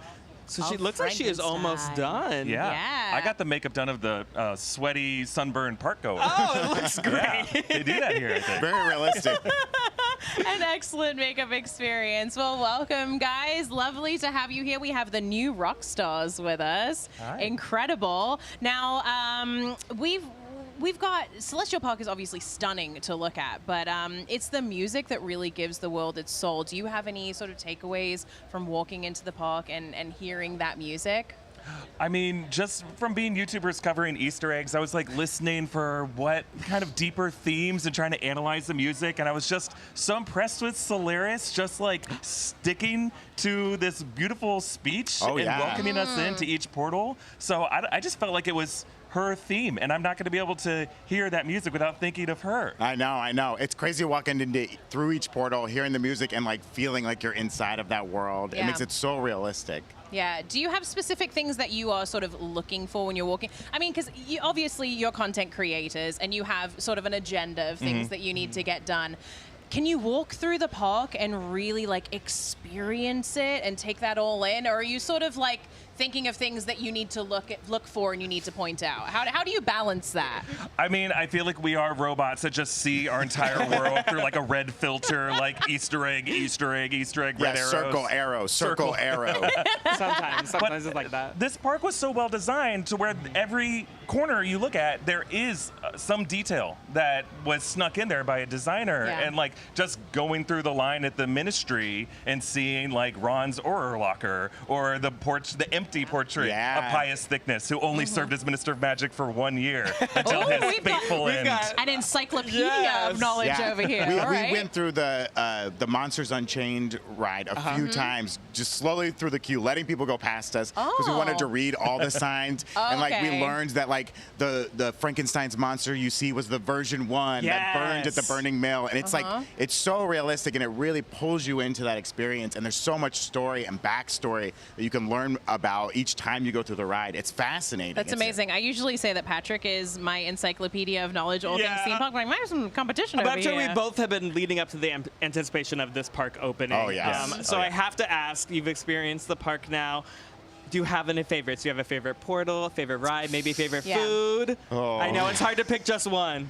Oh, we saw the Untrainable Dragon show. Oh, so good. And I don't want to spoil anything for it, but it is more than you think it's going to be. Isn't it like I said it's the best theme park show I've ever seen. Yes. I want to say it's like on par with some of the best just theatrical presentation shows that I've ever seen in New York, London. Oh, I mean, it's gorgeous. Skip Broadway. Come to Orlando. Does Broadway have dragons? I don't think so. You can't have a cone of mac and cheese on Broadway. That's you know what true. I mean? That's true. Yeah. So, Untrainable Dragon, one of your favorites. One of the favorites. Do you have a favorite portal? Overall, I think the Dark Universe was just my kind of vibe. Yeah. Just the fact that I could go into a tavern, and drink from a flask was really fun. Just really makes you feel like you're part of it. We were talking about it earlier and just saying that it is such a hauntingly beautiful world. Yeah. The architecture, the landscaping, it really gives it a vibe that you wouldn't necessarily expect from Universal that does Halloween Horror Nights and things like that, which is more of that scare factor. Yeah. And this is more of just that immersive sort of haunting vibe. I will say when they locked me in, I turned to Eric and I was like, I think I'm scared to be on this ride. I think they're going to scare me. There's a few little jump scares there that I got a little freaked out about for sure. Yeah, definitely. Now, did you get to experience the Dark Universe at night? Because we were talking about how each portal seems to transform from day to night.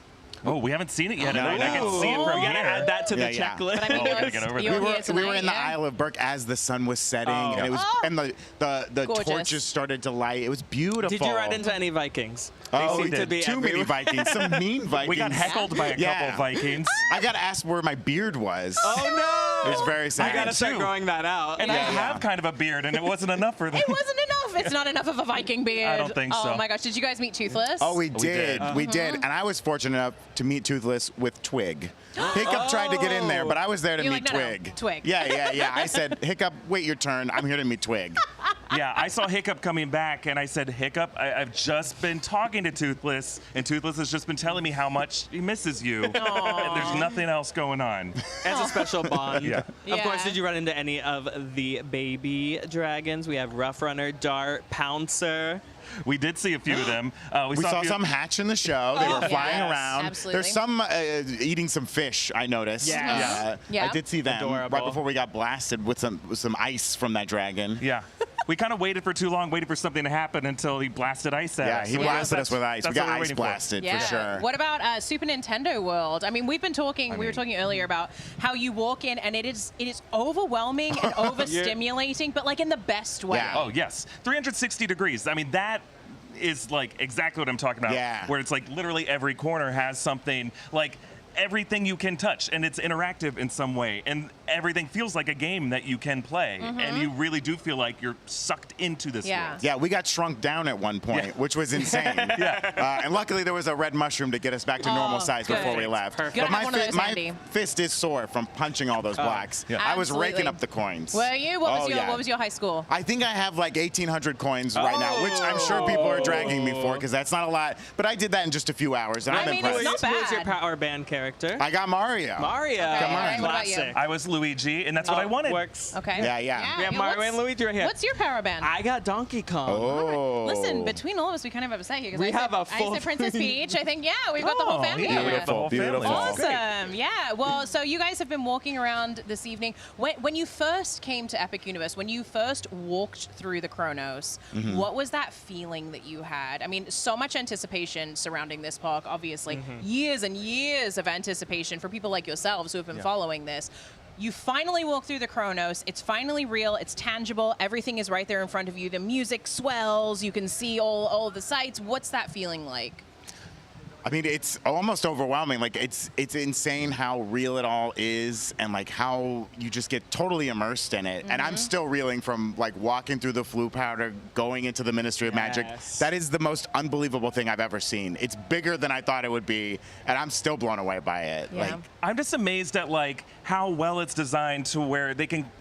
Like the order in which you see things seems to be by design. Yeah. Like you're rounding a corner and there's that awe moment that, oh, I can see exactly. It just keeps going as well. There's like, it just seems like an endless world. It's not just like a corner of something. Absolutely. It doesn't feel confined. I think the scale is what has been most mind blowing. Yeah. You know, like it just seems like, oh, this street will just keep rounding corners and I can spend all day in this part of the park. Absolutely. Well, something that isn't quite endless is Nicole's makeup. So we're going to check in. You like that segue, guys? You like it? Nicely done. So we're going to check in with Nicole over at the makeup. Oh, my gosh. We I couldn't. said I wanted all Stitch Up to win. I think that I was meant to be the Bride of Frankenstein I think tonight. you were My girl too. Shay hooked me up, asked for her when you come to the Monster Makeup Experience, because this is everything I could have dreamed of. And if you're watching the live stream and you're in the chat, you're going to have to look at this all night. So you should be glad it came out as good as it did, because I definitely am. It looks incredible. I mean, I kind of wish she had the wig to match. Yeah, maybe we can do a wig. But she's looking really, really good. Absolutely. Yeah. So, Dark Universe. Do you have a favorite monster within Dark Universe? I mean, we've just seen the Bride. Here. The Bride, I didn't realize has such a fan following. Oh, yeah. I mean, I know obviously Bride is gorgeous and she's got a long legacy here at Universal as one of the classic monsters, but I feel like the following has just exploded since she entered Dark Universe. when they opened the portal this morning and she hissed, I fell in love. That was it. Her hiss is iconic. You proposed on the spot. Oh yeah, Frankenstein better watch out because I'm coming for the bride. Amazing. I mean, does Igor count as a monster? Oh, Igor. I think Igor's my favorite. Oh, he called me a little freak. I loved it. Could be a the delightful little the freak. stuff that he says is just like you can't expect it. It's just like the unexpected coming at you. Yeah, and he's not going to try to please you or smart you or anything. No. You know, Yeah. you try to play with him, he'll be like, "Yeah, okay, have a bad day." Amazing. Strut off. Yeah. That is amazing. Well, thank you so much. Enjoy the rest of your night. Enjoy Epic. And earlier this evening, again, Showbit was on the blue carpet. He got us some more interviews. So let's check him out. Showbit, take it away. I'm here with Mark Crash McCreary and his son Connor, Dark Universe contributor and Rick Baker's protege. How does it feel to be here tonight? Amazing, just incredible. So you have done visual effects on some pretty big blockbusters like the Jurassic franchise. Sure, yeah. How is it different creating visual effects for a film versus creating it for a world like Dark Universe? You know, there really isn't a lot of difference. You're creating a character that fits in a world, and whether that's live action or on a film, it's all kind of the same kind of issues that you're dealing with. You know, yeah, it's all character development, and if you believe the character, then you've satisfied whatever medium it's in. It's truly beautiful here at Dark Universe. Thank you so much for joining me tonight. Appreciate it. Yeah, thank you yes, so much. Thank you. Have a great night. Thank you. Howie Mandel, host of America's Got Talent. Howie, how does it feel to be here tonight? You're mixing me up with Terry Crews. Terry Crews is the host of America's Got Talent. I'm just one of the judges. I'm one of the judges. But when bald always looks alike, right? Is that what it is? It's the hair. No. People think I'm Terry Crews, and it's also the guns.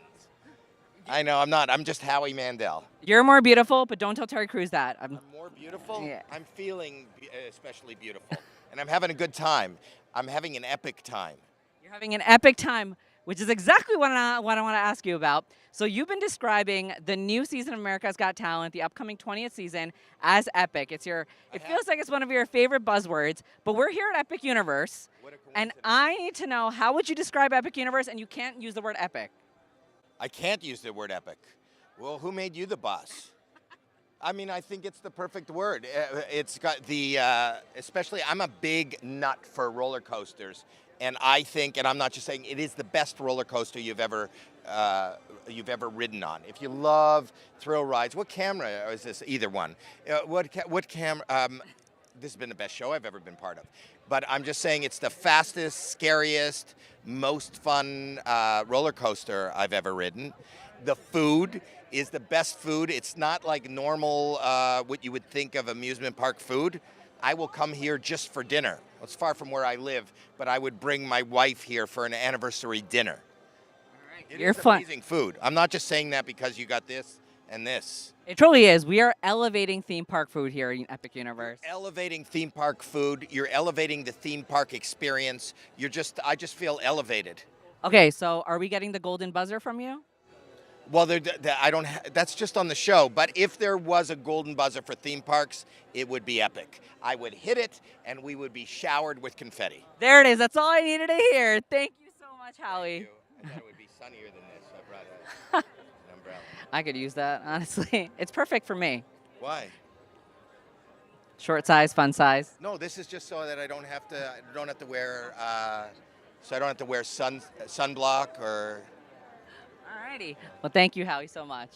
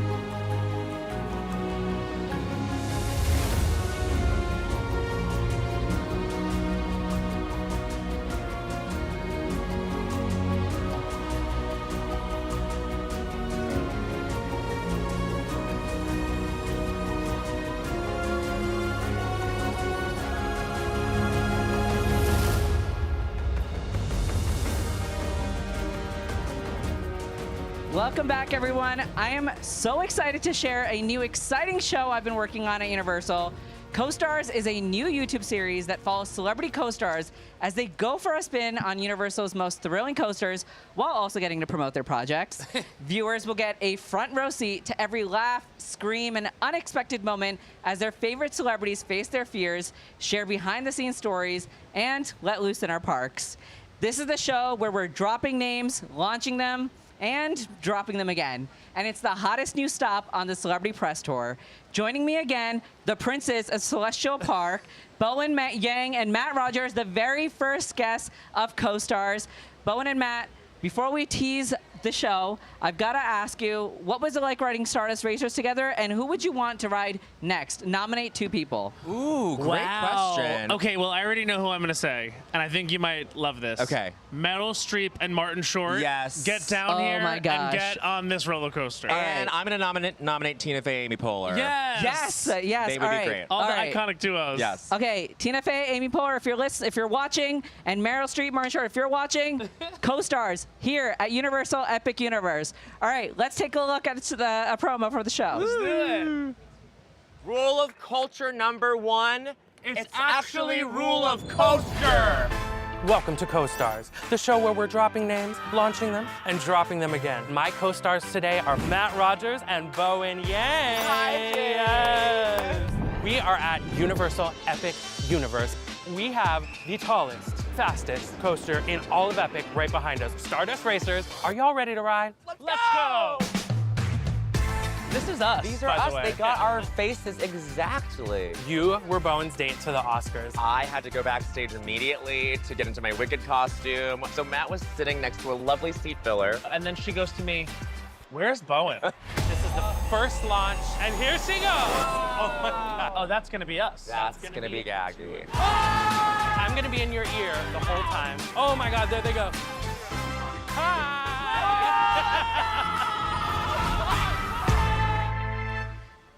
Bowen Yang and Matt Rogers. Tonight they were crowned the princes of Celestial Park. Matt and Bowen, what was it like riding Stardust Racers? What did you feel watching that? I mean, that was a very intense day, but I do agree with you that it is the new best stop on the Celebrity Press Tour because you're gonna get honest answers, honest reactions. There's no like PR embellishments there. It's all like real stuff. It all goes away when you're flying by at 60 miles per hour into the celestial spin. You know what I mean? You're gonna get the truth bombs dropping. It is raw. It is real. I mean, it all came back to me watching that. I was like, yep, that was that feeling. That was when my brain was tilted off its axis, and I have not been the same since. And I'm not pressing charges. No, it's okay. no. Only because we sign releases. We sign releases. There you go. Well, thank you so much for joining me. Check out Co-Stars when it drops on the Universal Orlando Resort YouTube channel pretty soon. And speaking of coasters, here's another fan favorite, along with so much more to do in Super Nintendo World.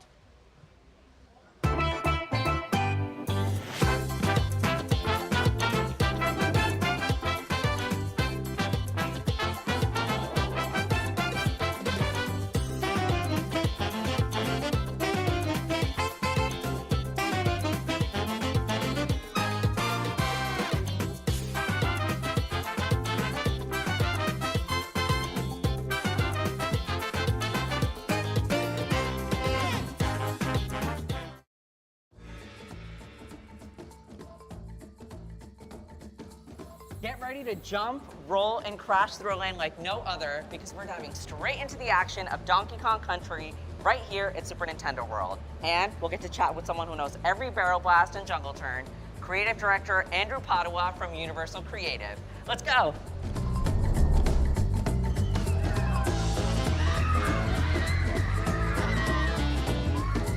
All right, Andrew, thanks so much for joining me today. As someone who grew up as a fan of these video game series, what goes on through your head as you walk in and see this land that you've helped create? There's so much to consider, honestly, when you're talking about being a fan. It's so critical for us to make sure that we're honoring everything that's familiar, everything that's fantastic. There's so much to really integrate into this space and make it beautiful. This space in particular, Donkey Kong Country, is really critical on being a bit of a departure from Super Mario Land. When you come through here, it's not until you get into this back recess corner that people come through this tunnel and they're just like blown away by what they find back here. So you mentioned a lot of detail. What are some things guests might want to keep an eye out for as they walk through the land? Minecart Madness being the premier element in this space.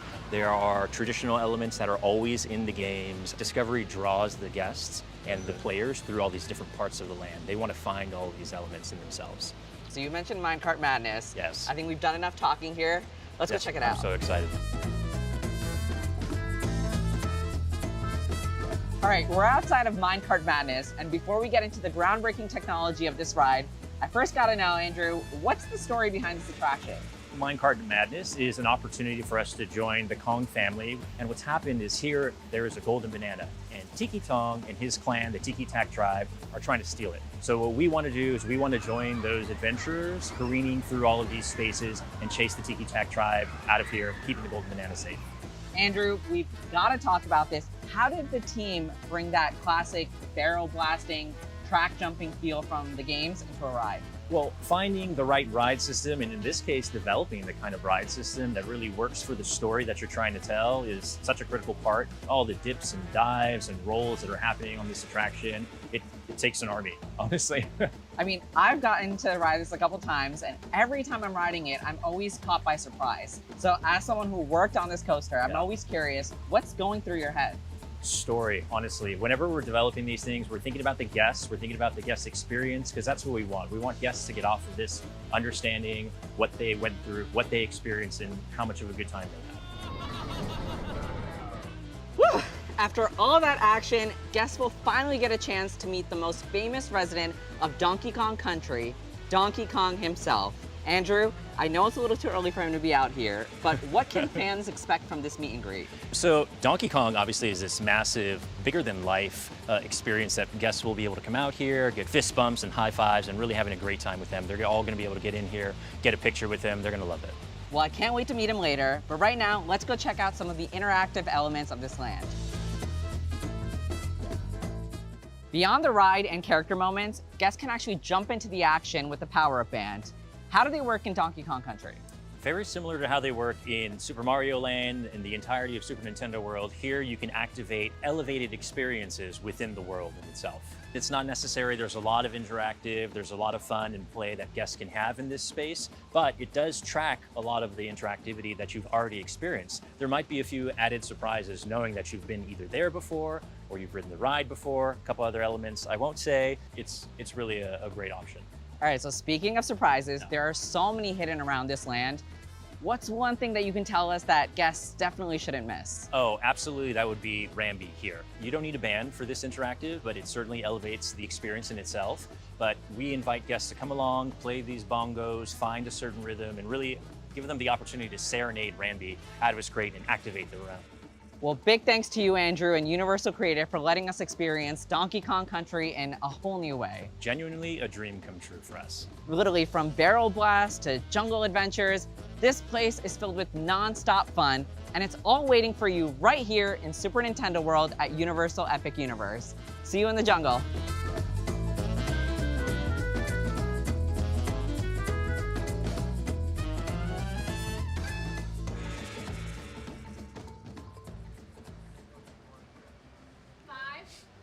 What a wild ride through Donkey Kong Country. And joining us now is the guy who helped build not one, not two, but 3 Super Nintendo worlds from the ground up. Welcome to the live stream, Andrew Padua. Oh, it's fantastic to be here. Thank you so much. Andrew, you've had a hand in all 3 Super Nintendo worlds. So Japan, yes. Hollywood, and now here in Orlando. So what's it been like watching this sort of evolve across the globe?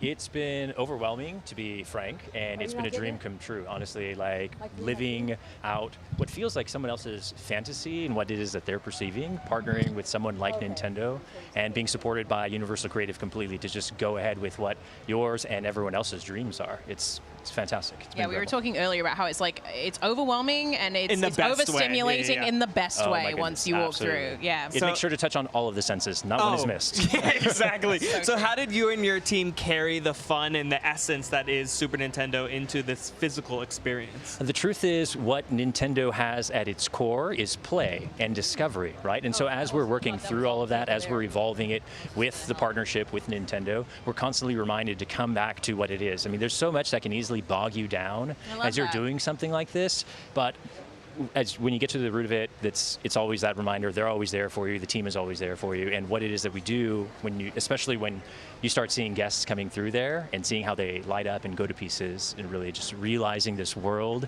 that they've always imagined. You focus on that. There's That's pretty much what it absolutely a is. sense of play with the interactivity of Yeah, the there's so power many bands. different Everyone's things you punching can blocks, do. hitting bongos. Yeah, it's like, it's not just the rides, it's not just the character meet and greet. There's so many little things that you can do within the world. Absolutely. It's absolutely alive. The world in itself, if you notice, as you were saying, it seems cacophonous at first. It's all of these characters, everything that's functioning, and that's exactly what it is that's inviting you out to play. There's so much to discover as you venture through this space. Not a nook or cranny is without show, and I think that's what's so Truly. important about it. Is like all of these little caverns that we have, the underground mine that everyone has known growing up. It's just, please come, please play. Just inviting guests into that world. It's an interesting way of like gamifying the theme park experience as well, I thought. I mean, when we walked in, I thought, wow, this is really like, it's kind of gamifying the visit into this world, which I don't know that I've really seen before in the US. So what was that like, bringing this world, bringing Donkey Kong Country to the US for the first time? Well, what's been important with the partnership with Nintendo is, as you were saying, there's something very intuitive about us in human nature, right? And that's what Nintendo does well, about calling to that core, that visceral response to it. So the games, the interactives essentially feel very natural to what you're doing. You're playing on this crank and the Goomba is running and this hill is activating. Everything is timed kinetically so well. And that's such an important part of what Super Nintendo World does. And of course, as we venture over to Donkey Kong Country, who's, everyone is known for decades, right? He was at the forefront of what Nintendo has been doing for video games, what Nintendo has been doing for that sense of play.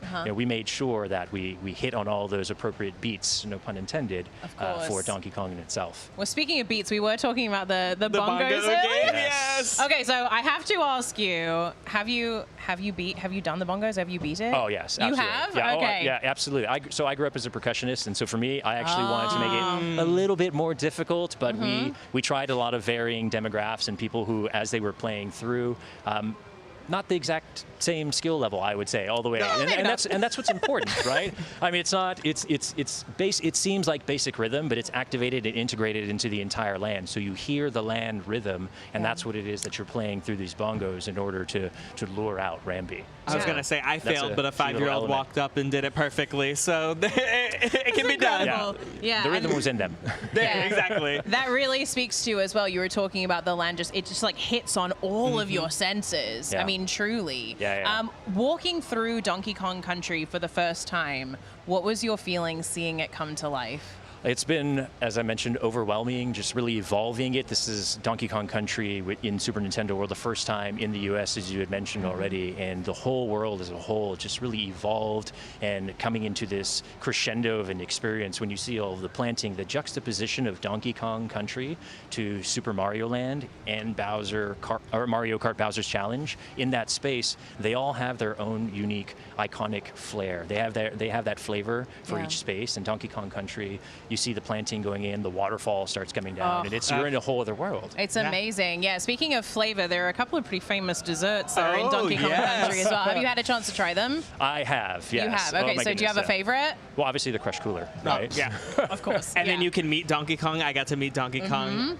Incredible experience. And my have you gosh. ridden Minecart Madness? I haven't ridden it yet. I want to though, because I mean, I'm not like I get scared really easily. All right, Okay. so I'm like I know. I'm like a shows and experiences theme park goer. You know what I mean? Like I leave the rides to other people. But I was watching Minecart just watching it as a spectator. Yeah. And being immersed in the world as well. It feels like you're part of it anyway. But watching it, I thought, oh, I have to do this one. It skips the track. Yeah, I can people. tell you, being on it and being in the first row, I was like, yes, I know there's a part where it jumps the track, but it gets you. It still gets Yes, you it really every does. time. Yeah, as mentioned before, no screens. It's all very practical. Like you said, the show is so important, and the way that it's jumping over the track and all around you in this kinetic way. When you're in the land, just living, it's fantastic. Yeah, you have to do it. We have time. Absolutely. Let's go. Let's go There is right now. time. Okay. Off the chair. Andrew, thank you so much for being with us. Thank It's you. great talking to you. We appreciate it. Absolute pleasure. Now, if you really want to enhance your time in Super Nintendo World, grab yourself a power-up band. Yeah, these bands are not required, of course, to enjoy Super Nintendo World, but with one, you can unlock interactive fun, unique challenges, and even special character moments. So before you start punching question blocks, here's how it all works. Welcome to Super Nintendo World at Universal Epic Universe, where your adventure gets even more exciting with the Power-Up Band. Come with me as I show you how these Power-Up Bands unlock interactive fun all across the land. With the Power-Up Band, you're a part of the action. It's how you'll collect digital coins and stamps, complete key challenges, and even unlock special surprises like custom character greetings.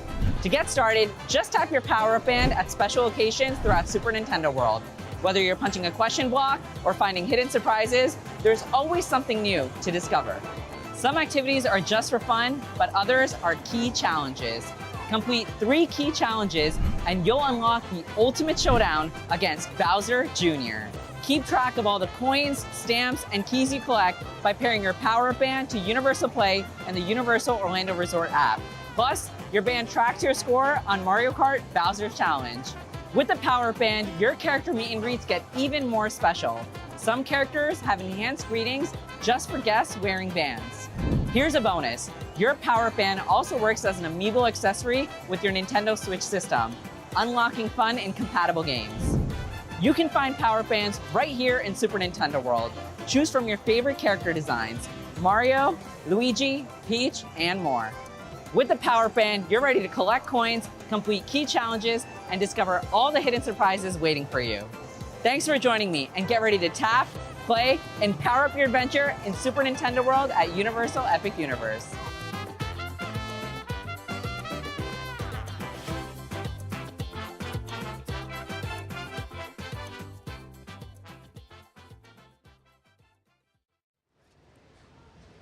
All right, well, I do believe it is time to check in with Nicole in the truck. We have these giveaways that we've teased happening. I feel like we should give another one away, maybe. Yeah, absolutely. Oh my God, you guys, I can hear you. What a miracle. And I do, in fact, have the winner of our first giveaway from way back when. Jenny, Mia, you're going home with some Isle of Berk merchandise, so check your email. We'll get in touch in the next few days. Congratulations. And if you're weeping and crying and sobbing and screaming because you didn't win that, good news, we're going to give away some Dark Universe merch next, so you could look like me, except not really because it's not makeup, but you get what I'm saying. So check the chat. We're going to drop another link in there so you can enter. Same deal as before, 5 minutes. We'll close it after that, and we'll announce the winner later on. So thanks for bearing with me, you guys. Yeah, looking amazing in the truck, dare I say. Good luck as to well. everyone entering out there. We'll announce a winner soon. But moving on, Celestial Park is stunning, but it's the music that gives the world its soul. Absolutely. Here's a behind-the-scenes look at how the soaring symphonic sound of Celestial Park was composed to make the stars sing. Alliteration. Working on the Celestial score taught me to be fearless. That's really the way we innovate, because our music is just one element of this experience. I'm Camille Coladonato, and I'm the senior media producer for Universal Epic Universe. So everything that you hear out of speakers, everything that you see on a screen, our team is responsible for. Scoring for a theme park is not all that different from scoring from a film.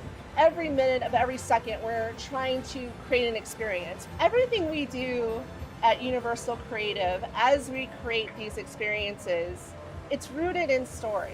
Music can leap beyond explanation, and it makes your emotions, your thoughts start to resonate and gets you excited about the possibilities of moving to other worlds, exploring. Celestial Park is the center of Universal Epic Universe, and it serves as a connection to all of the other worlds of Epic Universe. The music in Celestial Park transports you to a place you never imagined you could go to. We have many different styles of music, but they are all connected in a way. We have melodies that can be found in variations and different parts and areas of Celestial Park. In the vast quantity of music that we're generating, there is a daytime and a nighttime sound across the entire world. There is over 40 hours of music. Nearly half of that is completely original. The music and the requirements on the music are very, very diverse. All the art, all the visuals that we received already gave us an idea, but it's only a rough idea. We were only like scratching the surface. We got so many influences from so many different directions, which is really, really good because this really makes the soundtrack one of its kind. Working on the music for Celestial Park has transformed me as a member of Universal Creative. And part of that was the incredible team that I had the opportunity to work with on this project. None of this would have happened without that collaboration and that trust. How we carry our themes throughout Celestial Park, how they transform and expand out and shape that journey all the way through a portal. It's epic and it's fun and it's adventurous. I can't wait for guests to hear this music. It's going to blow them away.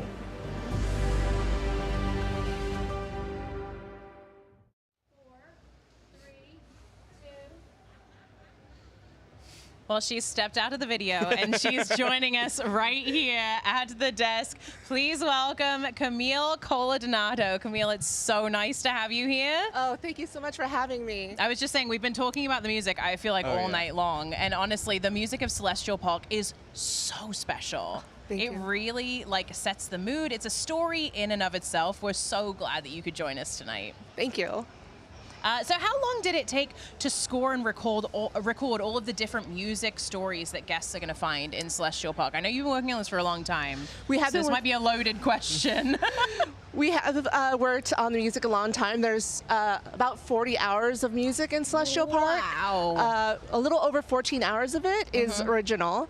And it took about 6 weeks of recording to complete all the original pieces. That's incredible. And the music changes as well, doesn't it? Yeah, there's different areas of Celestial Park. There's a lot of music, so I have to ask, do you have a favorite particular section of music? Is there an area that you absolutely love? Every piece is so beautiful. I mean, we took so much care in every single piece of music that we've done. Yes, there are pieces that I probably lean a little bit more to, but I think it depends on my mood for the day. And that's what music does, though, isn't it? Yeah. Yeah. It enhances your moods. Court of the Moon, our main entry piece, I mean, always is going to live so deep in my heart. It was the first piece that we created because it was supposed to be not only the main story of Celestial Park, but also the vision of what Epic is. Yeah. That's incredible. That gives me chills just thinking about that. Because you really do. You walk through the Chronos, and the music is really what brings everything to life. I mean, truly, it hits you right there, doesn't it? Yes. Yeah, absolutely. So you talked about it a little bit in the video. Tell us more about how the music actually changes at night. So I mean, you not only did you have to score this incredible park for the daytime, yes, you had to score it for nighttime as well. That's exactly right. So all of our iconic pieces and themes, you hear that in the day, and we actually take those themes and we shift them and give them a nighttime feel at night. Wow. So you'll hear something that's very familiar if you were here during the day, but it completely shifts. And that's true of our BGM and our attractions. So for instance, Stardust Racers, there is a day version and a night version of that track. Wow, so it's kind of like the melody stays the same and it sort of just shifts and changes into something more fitting of the nighttime? Exactly right. Wow, that is incredible. So have you experienced the other portals? Is there any music that really stands out to you in any of the other portals? So our work extends all the way into the portals, but yes, all of the other worlds, the music overall in Epic in every single world is unlike anything we've done before. Yeah. Oh, 100%. Yeah. The media team, which I'm a part of, I mean, fantastic individuals, and we worked with amazing composers to create incredible pieces everywhere to immerse you in these worlds. We were And talking earlier about John Powell over in How to Train Your Dragon, Yes. Danny Elfman over in Dark Universe, some of these iconic names that are bringing these parks to life through music. Yeah. Yes, I was fortunate. I also work on How to Train Your Dragon. I I'm was so work as jealous. well. Yes. So yes, that was working with John Powell was incredible. What was that like? Was there any sort of advice or wisdom that he imparted that you're sort of going to take with you? Seeing him and being able to work with him, he's fantastic, and bringing that Viking band feeling to Berk was incredible. Yeah. The session that we did in New York. A real life-changing. Viking band. Yes, we had a feeling of a Viking band that John put together. That's incredible. Yes. We were Yeah. talking earlier about the Untrainable Dragon show and all the music in that as well. Yeah. And every time I sobbed through the entire show. I'm not gonna lie. Sobbed every single time. But it's the music. It's like, I mean, if you were just watching it, it's stunning. It's gorgeous. Visually, it's amazing. But it's the music that really gives you that emotional response, I think. I mean, I agree, but I also disagree. I mean, like I said, like music is one portion of us creating these immersive experiences with Universal Creative. So we're heightening the experience with music. So the visuals, the ride programming is all part of it, and we fit right in there with the media and audio to help make that happen. Yeah, it's like you need every single part to come And together. right here in Celestial Park, we have the fountains who are going to this music as well. So it just adds another depth to that. Yeah, exactly. So going through Celestial Park, what do you hope guests take away from walking through and you know, because you have to keep coming into Celestial Park to go into the different portals. We had someone who described it earlier, I can't remember who it was, but described it as a palate refresher. Yes, it's the heartbeat of kind of Yeah, Epic. it's the heartbeat, it's the palate refresher. What do you hope that guests kind of take away from the Celestial Park experience? I hope they feel the emotional gambit of being alive, because that is what we're here to do, Wow. is to ignite the thrill of being fully alive.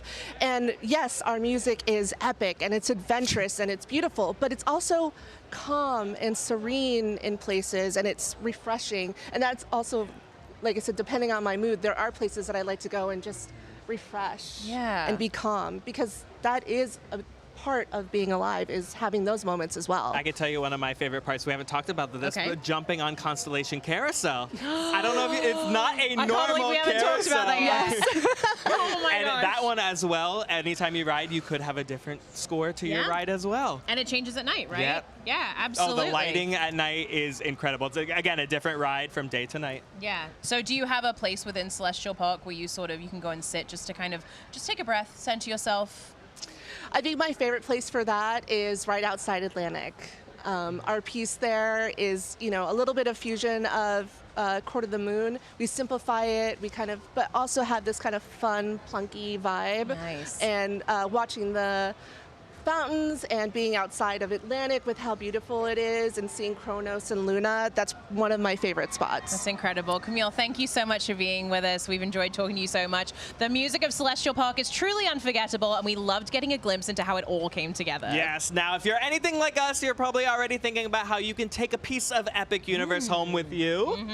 Luckily, Showbit caught up with Justin LaFoe, Global Merchandise and Retail Officer for Universal Products and Experiences, to give us an exclusive look at the epic merchandise that's here for you. Epic adventures deserve epic souvenirs, and here at Universal Epic Universe, the merch is on a whole new level. Today I'm joined with Justin LaFoe from Universal Products and Experiences Global Merchandise Team to show us what's in store. Justin, thanks so much for joining me. It's such a pleasure to be here with you today. So, Epic Universe brings together 4 new worlds and an entirely new park. What was your team's approach to creating a merchandise program that feels this immersive and unique? Well, first of all, I'm so excited to represent that team today because they went deep into story for what you're about to see to really extend the worlds that our guests will experience at Epic. So the moment you walk into a shop, you're not just buying merch, you're stepping deeper into the world itself. That is so true. The merchandise shops extend the story in a fully immersive environment, and we're not just selling you merchandise, we're allowing you to get into character. Let's talk fan favorite finds, starting with something that caught my eye right away. Talk us through the Parisian influence of the Wizarding World of Harry Potter Ministry of Magic collection. Well, one of my favorite items is the Phoenix Arch wand. And you'll note that this Phoenix is actually on the arch when you walk through to get to the world. This is one of our interactive wands, and it's exclusive to the park. It's beautiful. I mean, there's such a larger-than-life feeling as you walk through that arch, and I just love how it's captured on this wand. Doesn't it make you feel powerful? Very powerful. So let's walk over here. Let's see what's going on here. Check out these 1920s vintage-inspired robes. I just love the texture of the trim. It's beautiful. And what about these wand holders? This is perfect anytime you need your wand at the ready. You never know when you're going to need to duel.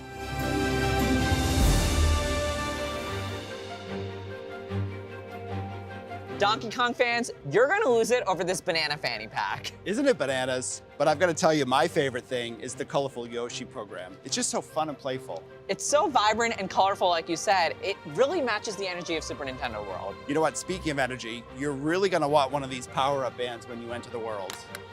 Wow. You know, I've gotten to use the power-up bands in Super Nintendo World, and it's been so fun getting to unlock all the interactive elements of the world.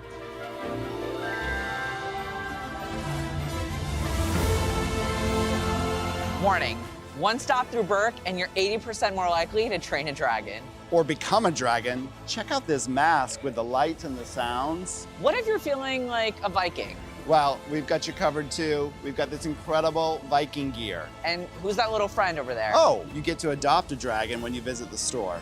It's really the perfect companion for your park day. And talk me through this hoodie. This is a really incredible piece. Just look at all this detail with the scales and the spikes and the talons. And check out those eyes on the hoodie. Yeah, you kind of get to wear Toothless, and perfect for when you're ready to take flight. So what do you think, dragon or Viking? You know, I'm feeling more like a dragon today, and in fact, I brought a little friend of my own.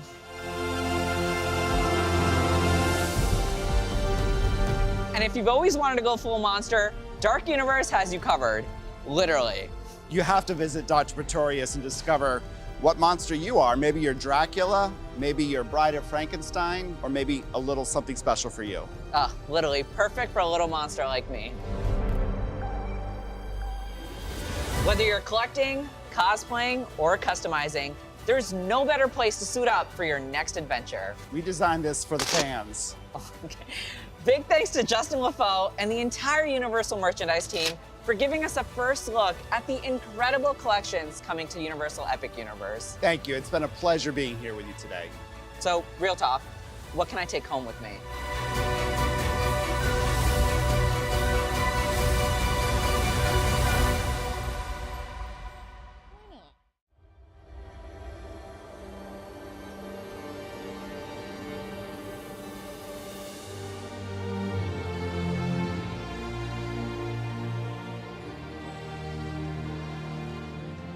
Well, hey everyone, they have let us out from behind the table. Yeah, we're free. We're behind another table now, but this one is slightly more exciting. Yes, they saw a bunch of merch in the video, but we have a bunch of merch in front of us as well. Yeah, Some I mean, you, as I have said, have an encyclopedia of knowledge on this park. So how about we start left to right and kind of talk about what we've got here. We're going to start over here in the Wizarding World.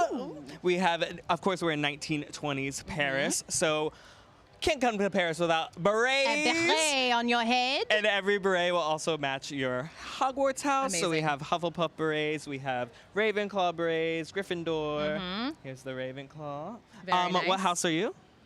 Okay, so listen, I was a Slytherin, and then I got married, and my husband corrupted me, and now I'm a Gryffindor. Wow. And I'm not happy about it. So I don't know what that says about me. What about you? I am a proud Hufflepuff. You know, I could have. So I'll go with the Hufflepuff. I could have clocked that. Beret. We also have brand new wand holsters. Ooh. If you're walking around Wizarding World, sometimes you need to put your wand away really quickly. You can now wear a wand holster. I can. Quick draw. Quick draw on the wand. Amazing. I love it. We have one of those. Of course, we have the new wands in 1920s they are Paris. stunning, these wands. One? Oh my gosh, me? Take it Absolutely. out. You've been All chosen. Right. I've been chosen by you. Is this official? I don't know. Okay. These wands are truly stunning. It's a whole new addition to the Wizarding World. Yeah. with new interactive wand activation points too throughout the entire area. Yeah. Iconic. Absolutely. We've got some T-shirts if you want to be an Aurora. Yes. Yes. So that is all of Wizarding World for now. There's, of course, a lot more. This is just what we have here. Yes, because there's absolutely. so much more There's to so show much. off. So moving into Dark Universe, of course, we have the Curse of the Werewolf iconic ride T-shirt. Now, I love this shirt because it reminds me of a Halloween Horror Nights house almost. I like that kind it. of design. Yeah. I mean, anything with the classic monsters on it is like, I feel like it gives you some street cred, you know? Speaking of, Definitely. Classic monsters right Very here. nice. I love that. And we've even got, yeah, we've got something for the ladies. We've got dresses here with an incredible print on it. Almost like a live Awesome. unboxing here, but this is a full bust of Frankenstein. Let me see if I can get into this. I mean, I feel like someone needs that in their house for I sure. feel like I just have to get into Yeah, we are going to be giving some of this merch away, by the way, guys. So if you haven't yet entered the giveaways in the chats, make sure you do because we are going to be giving some of this iconic merchandise away. Patrick is ripping through this right now. Like a birthday present. But I have to make this joke. Okay. Frankenstein okay. is now unchained. Nothing? Will you No, give it that's to me? all right, that's all right. I'll give you that. So what do we have over here? All right, we've got one of our iconic Epic Universe bags here. You can put all of your stuff inside. Popcorn bucket. For an excellent, oh, it's a, Popcorn bucket, but also a bag. I'm just gonna let Patrick do this, guys. Popcorn bucket, also a bag. But also Shobit can use it and as a bag. Lauren are out there. Did you guys get some merch over there too? Yeah. Oh, look at them. Yeah. Black TV, everyone. All right. I'm here with some of the cool merch from Universal Epic Universe. Yes. We are sporting some of the stuff from the Wizarding World of Harry Potter, Ministry of Magic. Lauren, what you got over there? That's right. I've got myself this Metro Blue backpack. Ooh. I'm rocking this, right? Yeah. Oh, you are totally rocking this, but what's Thank you. inside? People wanna know. Obviously snacks. You've got to have your park snacks. Keep your energy high when you're casting spells. Well, speaking of casting spells, I'm an Auror, and I am sporting a bomber jacket from the Wizarding World of Harry Potter. Gorgeous. And I have to tell you, when I first set my eyes on this, I knew I wanted it, and I was like, this will be mine. And today I'm standing here in Universal Universe wearing this Auror jacket. Yes, dreams come true. Dreams really do come true. Trust me. I think what I love about this is that it's theme park chic. You can walk Theme park outside of a chic. theme park and it won't scream theme park, and even though it is from the theme park. So Right. it's like that balance of like, what can I wear that, doesn't make me seem like a, just it's fashionable. It's something that it's everyday use, right? This is what we call high fashion. High fashion. I love it. We are elevating the merch at Universal Epic Universe. So, Nicole, I'm sure people are going crazy. about this merch. So let us know what's going on in the chat. People are, in fact, going crazy. Crazy is definitely the word I would use. I actually did get a comment from Sir Pipwise. Sir Pipwise, if you're actually a knight, thank you for your service. His comment is, Nicole, please, I want so much merch. My wallet is crying. I feel you, Sir Pipwise. First off, I gotta get you the winner for that Dark Universe merch. That is Keith Dixon. Congratulations, Keith. Check your email. We'll be in touch soon. But back to what I was saying about money, wallet, etc. What if you want all the merch? I have the answer. $500 merch card. That's what we're giving away right now. I'm about to drop the link in the chat. 5 minutes just like last time to enter. Godspeed, good luck, may the good vibes be with you, etc. Back to you guys. Yes, so many amazing merch. Obviously, we got some How to Train Your Dragon, Super Nintendo. I honestly want it all. But whether you're rocking some wizarding robes or you're just repping your favorite Hogwarts house, there's no better place to show it off than the newest addition to the Wizarding World. Absolutely. Let's step through the portal and into the magic of Wizarding Paris and into the British Ministry of Magic. That was good. Thank you.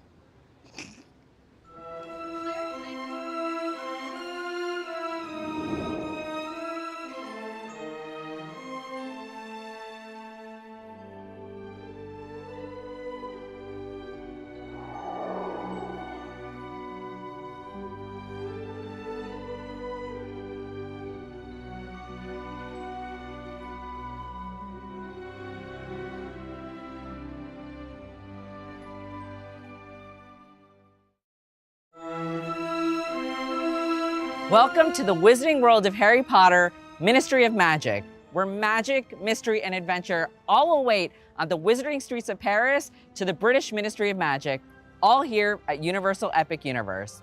I'm here with Anisha Vyas-Burgos from Universal Creative, who helped bring this incredible new world to life. Anisha, thanks so much for joining me. Thank you. So I gotta tell you, this is such an incredible experience, and when guests walk through this portal, they're entering a new chapter of the Wizarding World. What was the vision behind creating the Ministry of Magic experience? So we were so excited to build on everything that we've done so brilliantly at our past parks and bring to life basically the third experience of the Wizarding World of Harry Potter. We really wanted people to feel like they were in the middle of 1920s Wizarding Paris. It was incredible to be able to partner with the teams behind the film series and to be able to bring it into real life. And we were so lucky to be able to take from the iconic Fantastic Beasts films as well as the original Harry Potter movies and books as well. And then we had the amazing honor to be able to build on the Harry Potter franchise. You really get to see that final piece of the story that you never got to read in the books or see in the movies. And you can really only experience it here at Universal Epic Universe. And speaking of unforgettable adventures, you'll want to hold on to your wand because it's time to dive into Harry Potter and the battle at the Ministry. Ready? Yep, let's do it.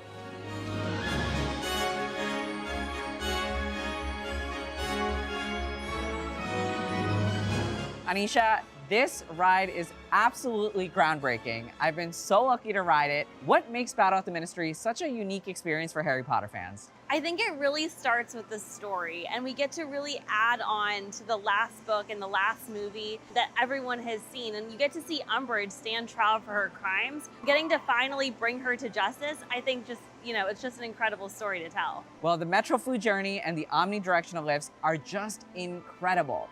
How was the technology designed to match the magic of the ride story? There are so many different new technologies that we've brought to life to bring everything together in this attraction. I think when guests first board the elevator lift, there's all sorts of new motions that they're gonna feel that they've never felt before. We've put them in these incredibly immersive environments that are larger than life and blended so many different types of technologies to really bring them together. It really comes together beautifully. So speaking of larger than life, one of my favorite pastimes is to stand outside the Metrofloo and just witness the shock and awe that guests have as they enter the Ministry and see the level of detail and scale. Tell me the role that scale plays in the attraction and the queue. I think we play with it in so many different ways. I mean, walking through the Metrofloo and taking the left to see the giant grandeur of the Ministry of Magic atrium is absolutely incredible. But then we also have really small moments too. Like one of my favorite areas is Umbridge's office, where you get to meet Higgledy, Umbridge's house elf. And that's a really small, intimate, and personal moment. And so being able to play with those types of scales and those moments, as well as the grandiose scales, was just so incredible. So the chase to the Ministry feels like something straight out of the movies.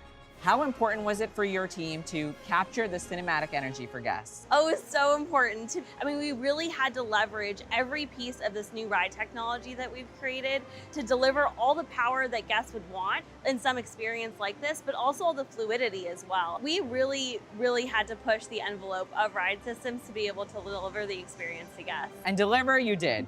But adventure doesn't just happen in government buildings. It's alive and dazzling at Le Cirque Arcanu. Le Cirque Arcanu brings live entertainment to the heart of Wizarding Paris. Before we dive into it, what's the story? So guests walk into Le Cirque Arcanu and see some incredible circus spectaculars right in front of them. You encounter Ringmaster Skinder, who's trying to revitalize the circus and finds Newt Scamander's suitcase. It's up to Gwendolyn to help make sure he doesn't use these creatures for bad and really protect them. The creatures, the puppetry, the aerialists, it's all so incredible. How did your team blend real-world performance with magical storytelling? It was such a beautiful blend of so many different disciplines. We have traditional ones like special effects and show action equipment, but then you add in all the aerialists, the stunt performers, the acrobatics, and some really fun, unique and circus acts, and it just brings to life the story in a way that we've never seen before. It's truly a Broadway-level spectacle. And what a spectacle. There are so many characters and creatures featured in the show. I mean, Fantastic Beasts fans, this one's for you. How did your team choose which ones to feature? We really look to see what already resonates with a lot of guests. And so there's some fan favorites that you come face to face with. Being able to really partner with so many different teams, we were able to bring them to life in such unique ways. When people see them, they're gonna really be astounded. And the magic doesn't stop there. Spells, creatures, and wizarding life fill every corner. Anisha, guests can cast spells, meet fantastic beasts, and interact with all sorts of magical surprises. How did the team design these experiences to feel so personal and interactive? So it really started with what are all the experiences we want guests to really feel. And so being able to interact with the Fantastic Beasts in Wizarding Paris was so important. But there's also so many other really fun, immersive, and interactive things throughout the entire land. We have our 2nd generation interactive wands, and you really get to feel the spell that you cast, and it really brings the immersion to the next level. So walking around, I've gotten to meet Hogwarts, Beauxbaton, and Ilvermorny students. How important was it to make this place feel truly alive? Oh, so important. I mean, my favorite thing is, I think, seeing a family walk around, casting spells, interacting with those students, and really participating in this entire world. It really takes it to the next level and is what makes it stand out. And speaking of standout, there's so much layered detail. Hidden spells, talking portraits, and even some mischievous nifflers. How was all that storytelling brought to life? It really starts from when you enter Wizarding Paris and you see this beautiful grand vista. In designing the entire Wizarding Paris, the team really focused on what are all the different stores that would be here. And that really kind of brought to life all the different creatures that would naturally be in these places. By being able to create all these unique storefronts and stores, we were able to really enhance them with what really exists in Wizarding Paris.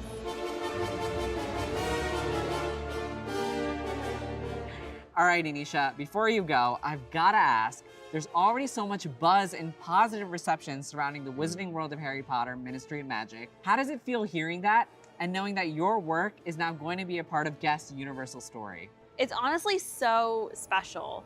I mean, I grew up reading the Harry Potter books, and so being able to now take that to the next level and help build this incredible experience is so incredibly meaningful. From casting spells to a chase through the depths of the British Ministry, the Wizarding World of Harry Potter Ministry of Magic is a breathtaking adventure through magic, wonder, and imagination. Big thanks, Anisha, for giving us this exciting first look. Thank you, I had a great time. And get ready to discover the magic and make it your own in the Wizarding World of Harry Potter Ministry of Magic here at Universal Epic Universe.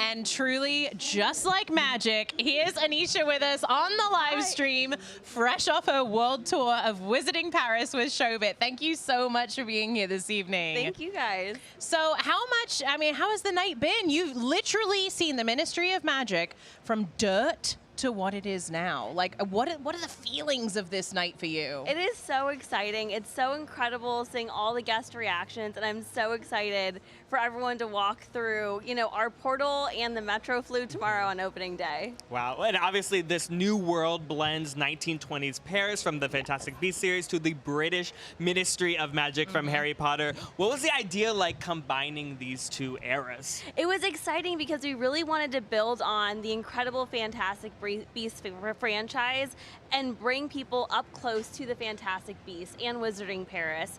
But then we also really wanted to build on the Harry Potter trilogy, the Harry Potter books, and the entire movie series by adding in that last chapter where you get to finally see Dolores Umbridge go to trial for her crimes. So it was just so exciting to get to kind of blend two different humongous franchises for the Harry Potter Wizarding World. Thank you so much for being with us, Anisha. We appreciate hearing from you. Thank you, Enjoy guys. your night. Thank you. Now, speaking of spells, Showbit was out wand shopping the other day, and well, let's just see who he ran into. Oh, yeah. I'm here in the Wizarding World of Harry Potter Ministry of Magic at Universal Epic Universe, and before I start casting any spells, there's one very important thing I need. A wand. Lucky for me, Cosme's shop is open, and I hear she has an eye for finding the perfect match. Come with me.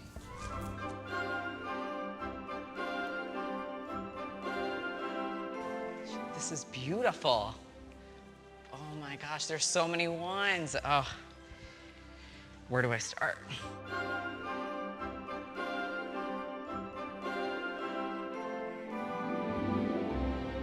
Warwick Davis? Professor Phileas Flitwick from the Harry Potter films. Absolutely, yeah. I can't believe I'm standing in your presence right now. I'm on the search for a wand, and I don't even know where to start. Okay, even though I played a professor in the films, I'm no wand expert, so you need an expert in the shape of Cosmo over here. Oh, bonjour, Trésor. You've heard about me? Oui, oui, au revoir. Bonjour. Bonjour. No, only most of the rumors are true, okay? You see, I am Cosme Akajor, a styliste de baguette magique, most original et elegant, not of Paris and the world. Very fancy, no? Now, who is looking for a wand? This gentleman. I was on the search for a wand here. There's so many to pick from. In my shop, you choose your own wand. But our choices show us who we really are, no? I played Professor Phileas Flitwick. Do I get a wand too? Well, I have many cleverly named wands here, but I do not know this Professor Flitwick. Well, do you have a wand for me at least? Of course, I find wands for you now. Come, right this way, huh? Oh, can I come? Shobit, I would like you to take a look at my 10 beautiful wand designs, right? And I want you to see which one at first glance are you feeling drawn to one in particular? The silver one. Oh, the silver one right away. Oh, I like this. I like this for you, Shobit. Now, this is my acacia wand. You see, it says my name, so you don't forget who designed for you, no? Now, so beautiful. Try it out, Trésor. How does it feel in your hand? I feel powerful already. Well, this makes sense, Trésor. It's a nice weight as well, isn't it? Oh! Now, this is a very powerful wand. Very protective, very loyal. Just like me. Oh, look at that, Trésor. Do you think you have chosen your wand? I think the wand chose me. As long as you choose it back, Trésor. And choose I do. I'm so glad. You know, I'm really digging this wand. I'm glad you like it. It's important that you feel attached to that wand. I'm very attached, all right? This is sleeping with me. Good. Well, let me see you hold it properly. No, that's not You're gonna have to happening. teach me. Okay, the grip is important, into here like this, so it connects with the wizard, and your intention can flow through the wand. All right, that was very impressive. Let me try. That's pretty good. All right. Okay, let's try some real magic now. All right, so let's try it here. Okay, wish me luck. Good luck. Renovate. Look at that. That's Look it. at that. All right. Okay. I'm learning from the best. All right. You're doing very well. Thank you. Thank you. You're an excellent student, should I say. You've been a part of the Wizarding world for such a long time. What's it like seeing fans walk into this world and feeling the magic for the very first time? Well, it's lovely that fans can get the same experience we as actors got the first time we walked onto the actual sets as well, because these environments are so real and so immersive. It's as if you were there as part of the films, isn't it? So, when you think back to filming the Harry Potter movies, did you ever think that the Wizarding world would grow into a world like this? And it's lovely for me, even though I was in the films, to actually come back here and experience this as well, because it still gives me the same sense of wonder as it does for anybody, I think. What do you hope people feel when they step into the Wizarding world of Harry Potter Ministry of Magic? Well, I would hope they feel amazed and immersed in this environment, in this world that they've seen on screen, and now they can walk through these gates down here and become part of this world.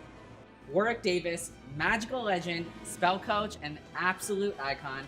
Thanks so much for sharing the magic with me today. I'll tell you what, it's been epic. And if you've ever dreamed of stepping into the Wizarding world yourself or casting spells, this is where the magic lives. Come experience it for yourself in the Wizarding world of Harry Potter Ministry of Magic here at Universal Epic Universe.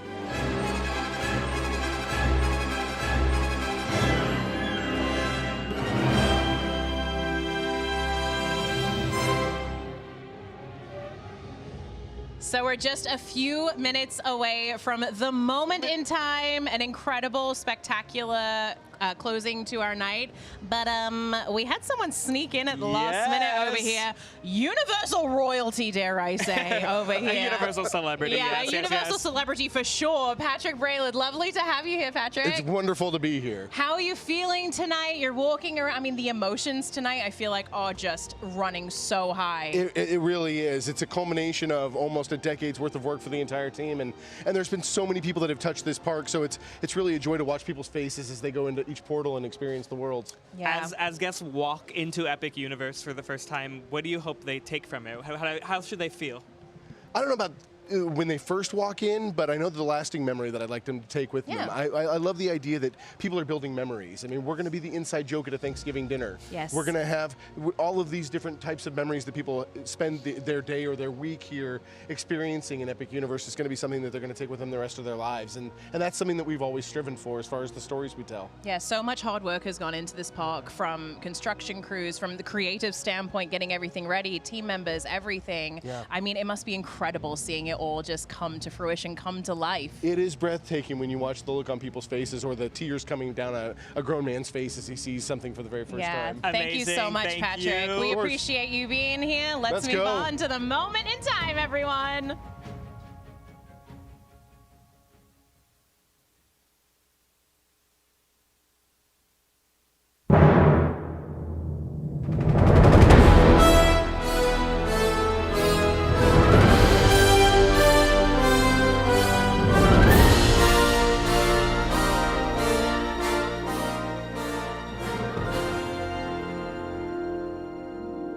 Good evening. I'm Mark Woodbury, Chairman and Chief Executive Officer of Universal Destinations and Experiences. On behalf of our entire organization, it is my honor to welcome you to Universal Epic Universe. This moment marks a significant milestone in our company's journey to redefine the theme park experience for our global audience and for generations of families to come. It would not have been possible without the vision and support of our corporate leadership at Comcast NBC Universal, our colleagues at Universal Pictures, DreamWorks, as well as our partners at Nintendo, Warner Brothers Discovery, the Lowe's Corporation, and state and local officials. What you have seen, felt, and experienced tonight is the product of the immense creative talent, technical prowess, and operational excellence of all of our incredibly dedicated teams at Universal Destinations and Experiences. To all involved, I want to extend our heartfelt gratitude. Now it is my pleasure to introduce my good friend and our creative consultant, Steven Spielberg. Mark, thank you. In each of us lies the desire to explore new worlds in search of adventure, joy, discovery, and even to face our fears. Through amazing stories and unforgettable characters, we are introduced to these incredible worlds we only dare imagine, and in the process, we discover the hero in ourselves. Universal Epic Universe has brought those worlds to life. All the sights, sounds, and feelings you've come to love in a way that can only be described as epic.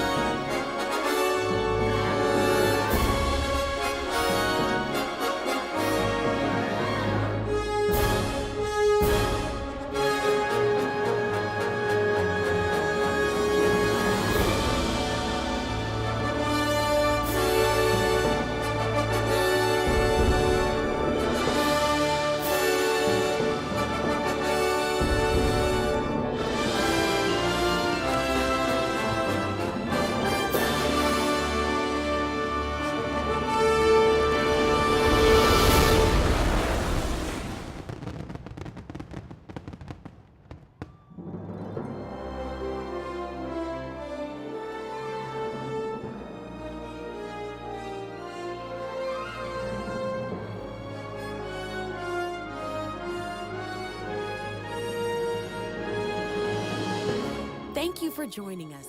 This memorable evening would not have been complete without you. We hope that the memories of tonight's celebration will stay with you until your next epic adventure.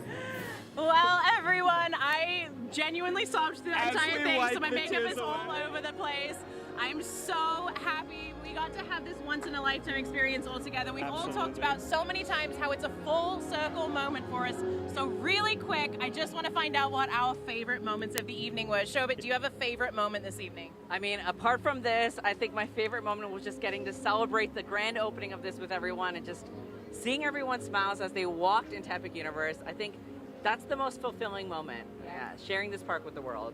Absolutely, Nicole and Lauren. I'm so sorry. My brain's a mush.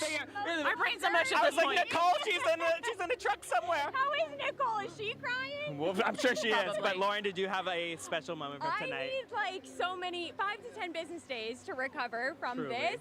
I don't know, everything has been so special, right? Like, we've been talking to people for the last several weeks, people who've been working on this for years, and now we get to see everything from their head, these creative minds. It's here, like we're playing in it, we're adventuring in it. This is it. This is epic. Yeah, absolutely. Patrick, my partner in crime, Yes. thank you so much. Oh, thank you. How was it tonight for you? What was your favorite part? I mean, obviously incredible. We talked to all the creatives who helped bring this park to life. It wouldn't be here without them, so that was very special. And you, what was your special moment, Layla? Oh my gosh, I mean, obviously working with all of you, working with our incredible production crew on this live stream. I also want to give it up for the team members here at Yes. Epic Universe. They have worked so hard to bring this park to life. They are constantly making things better for everyone. I mean, they walk through here and they're here just to give you guys that epic experience. So seeing all of this come together for them has been the most fulfilling part for me, truly. And it is an incredible night here tonight. Thank you so much for joining us here. We've talked to all our creatives. We've talked to some incredible VIPs, some celebrities. Shobit, you were out there Yes. killing it on the blue carpet. But it's not over yet because No. we'll be back tomorrow morning for the official opening day of Epic Universe. 7:30 a.m. Eastern. Make sure you tune in again. We're going to be opening Epic Universe to the guests, which is really what it's all about, right? So Absolutely. you guys get to experience this on opening day. 7:30 a.m. We're not going to sleep much tonight. No, we're not. Not after that. But we will be back here with you guys. We will be crying happy tears for sure. Absolutely. We appreciate you guys hanging in there with us. This was honestly the most epic live stream Universal Orlando has ever done. It was an Truly. undertaking. There were so many people who went into the making of this. We appreciate you so much. And honestly, what is there left to say? Come check out Epic Universe for yourself right here at the Universal Orlando Resort. We're feeling all the feels out here, guys. Thank you for joining us for the grand opening live stream celebration of Universal's Epic Universe. We'll see you again Have soon. a good night.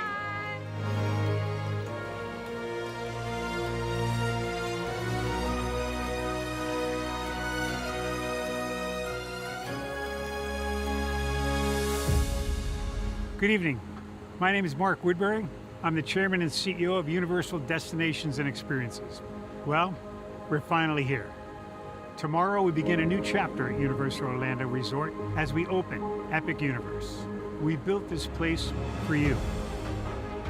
I want to thank you, our fans, for your love of our stories, characters, and immersive experiences that inspired this incredible place. Epic Universe represents over 8 years of meticulous planning, immense creativity, and innovation, combined with unmatched craftsmanship and operational excellence on the part of thousands of people who have brought to life the stories and characters that live beyond each of Epic's portals. But it represents so much more.